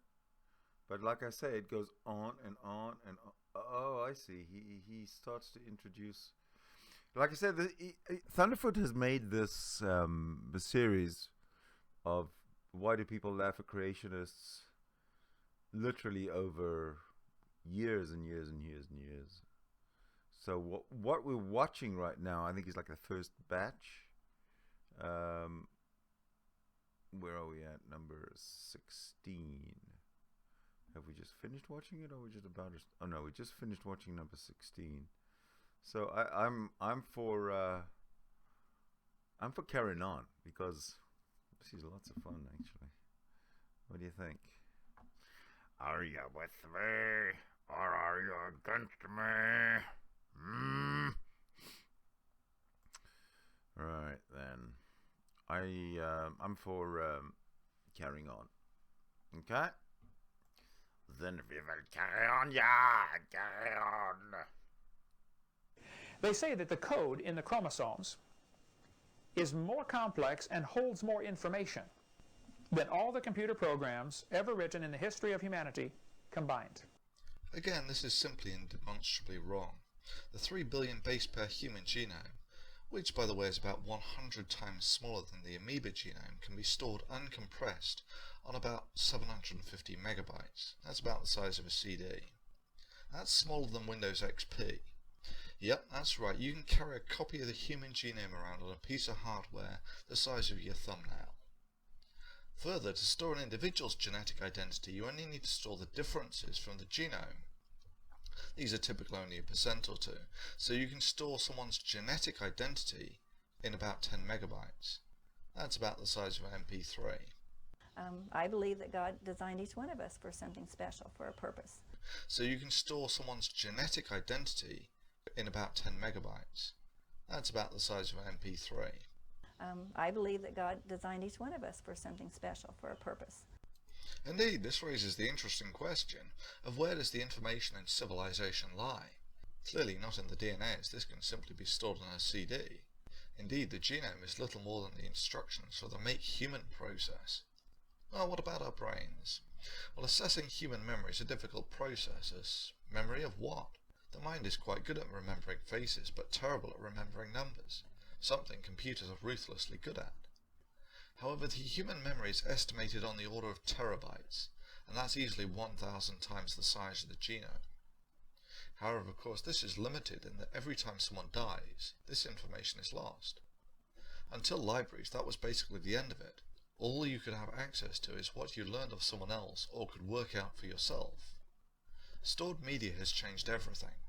Books were a good start, but were unfortunately prone to religious sorts decreeing that learning was evil and burning down the combined knowledge gained by thousands in the libraries. Fortunately, now media has developed to the point where it's virtually impossible to destroy knowledge, and virtually everyone can have access to that knowledge. The size and growth of knowledge is staggering. For instance, these are merely the graphical abstracts of one bi-weekly peer-reviewed chemistry journal. So what does this knowledge get us? Well, put simply, everything. Every modern-day aspect of your life is based on knowledge. At the simplest level, I can learn how to use a rock to grind wheat and maybe teach someone else how to do it. At a more complex level, I can write a book, and 50 people can read it long after I'm dead, saving each of those the economy of time needed to discover this stuff firsthand. At a more complex level, I can build a machine that will do the work of hundreds of men, but this is peanuts compared to the knee-weakening power this knowledge has brought us. Take, for instance, the transistor, which we can now make on the nanometer length scale. If you think about it, if you look at the Intel 45 nanometer device technology, we can fit 400 transistors on something about the size of a human blood cell. So what use is this? Well, humans are quite good at some things, such as associative information storage, but poor at others. People are particularly bad at mathematics. For instance, multiply these two numbers together. If you can do this calculation in a second and had a planet full of such people, all 6 billion of them still wouldn't be able to keep up with a desktop computer. Yep, that's right, I can sit down in front of my computer and have a number crunching power greater than the entire population of the Earth. This sort of labour-saving invention makes the invention of steam power for the Industrial Revolution, a discovery that revolutionised civilization at the time, pale into insignificance. Computers give us access to number crunching and informational indexing power for doing research beyond the dreams of our scientific predecessors. Indeed, the quality of life we enjoy simply wouldn't be possible without the use of computers. This brings us to the Discovery Institute and their latest video. Firstly, you should notice that the words intelligent design are not uttered once in their latest promotional video, and with good reason, after it was ruled in court to not be science and just a rebranding of creationism. Many scientists disagree about key parts of modern evolutionary theory, such as the ability of natural selection and random mutation to account for the complexity of living systems. What should the public do when experts disagree about whether the evidence supports a theory, as they do in the case of Darwinian evolution? The answer: teach both the arguments for and against. Absolutely not. The bloody obvious. Research, increasing the knowledge of mankind, is done by people who already have an understanding of what is currently known, the literature, and are smart enough to make a new contribution to the vast knowledge of mankind. It is not done by high school students who haven't even acquired the entry-level standards to understand the conversation that goes on in the academic arena.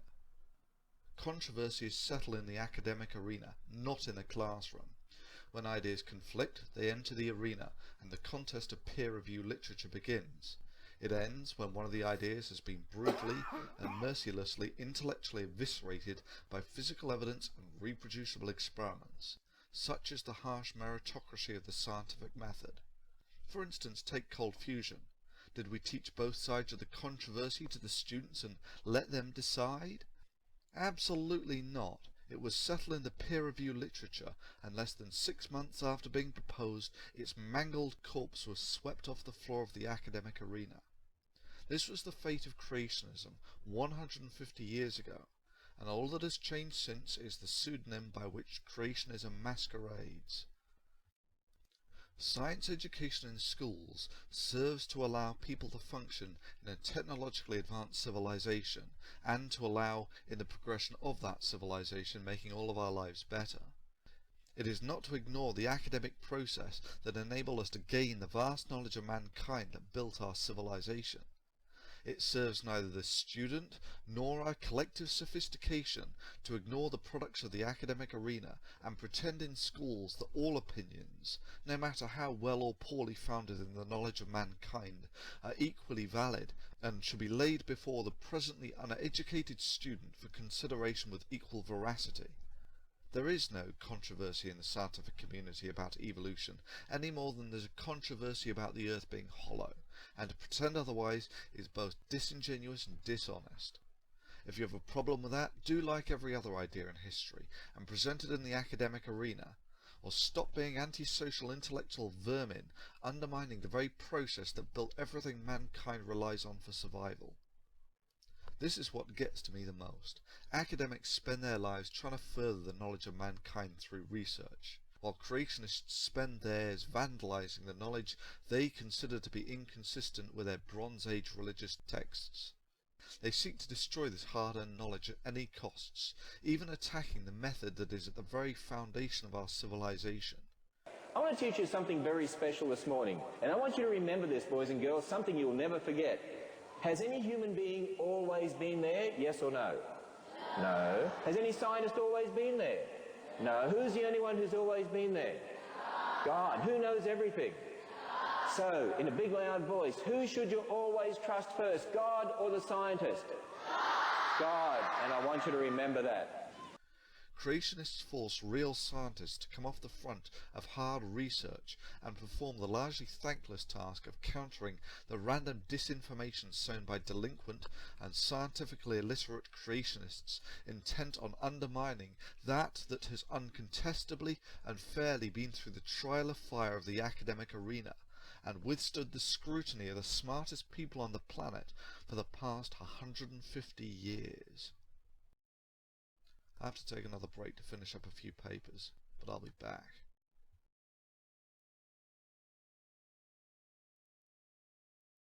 Wow! Did you see that? I want to play that again. That's that part. That part there where Ken Ham was indoctrinating those kids. I gotta play that again. That is fuck. I'm sorry, but you gotta see this, everybody. I'm gonna just cut in right here, and the very foundation of our civilization. I want to teach you something very special this morning, and I want you to remember this, boys and girls, something you'll never forget. Has any human being always been there, yes or no? No. Has any scientist always been there? No. Who's the only one who's always been there? God. Who knows everything? So, in a big loud voice, who should you always trust first, God or the scientist? God. And I want you to remember that. Creationists force Wow! That guy should be thrown in jail for child abuse, mental abuse. Wow. So what that crowd of kids that Ken Ham was talking to and basically telling them what to think,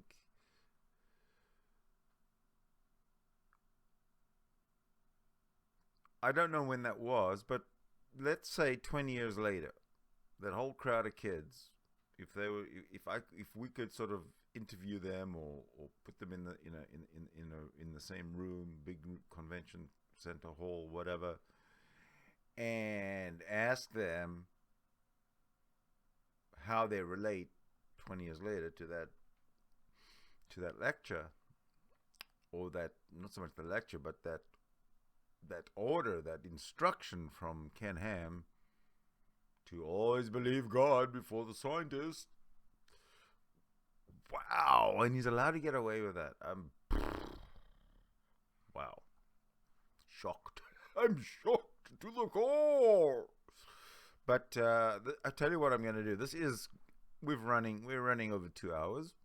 So I am going to end this particular segment. So what I'm going to do is Why Do People Laugh at Creationists by Thunderf00t Part 1. This is what I'm going to call this one. And then when we continue in a few hours, hopefully, so we can get it done with, and we'll sort of carry on with Part 2. All right. If you've stuck with me from minute 1 until now, wow, you're something. You're unique. All right, let me just fade it out of here. So we will be continuing, of course we will. Thank you for watching. If you haven't already liked this video, you don't have to if you don't really like it, but you can subscribe to the channel. That would be good. And you could share the video, because even if you don't like it, somebody else might. And that is all.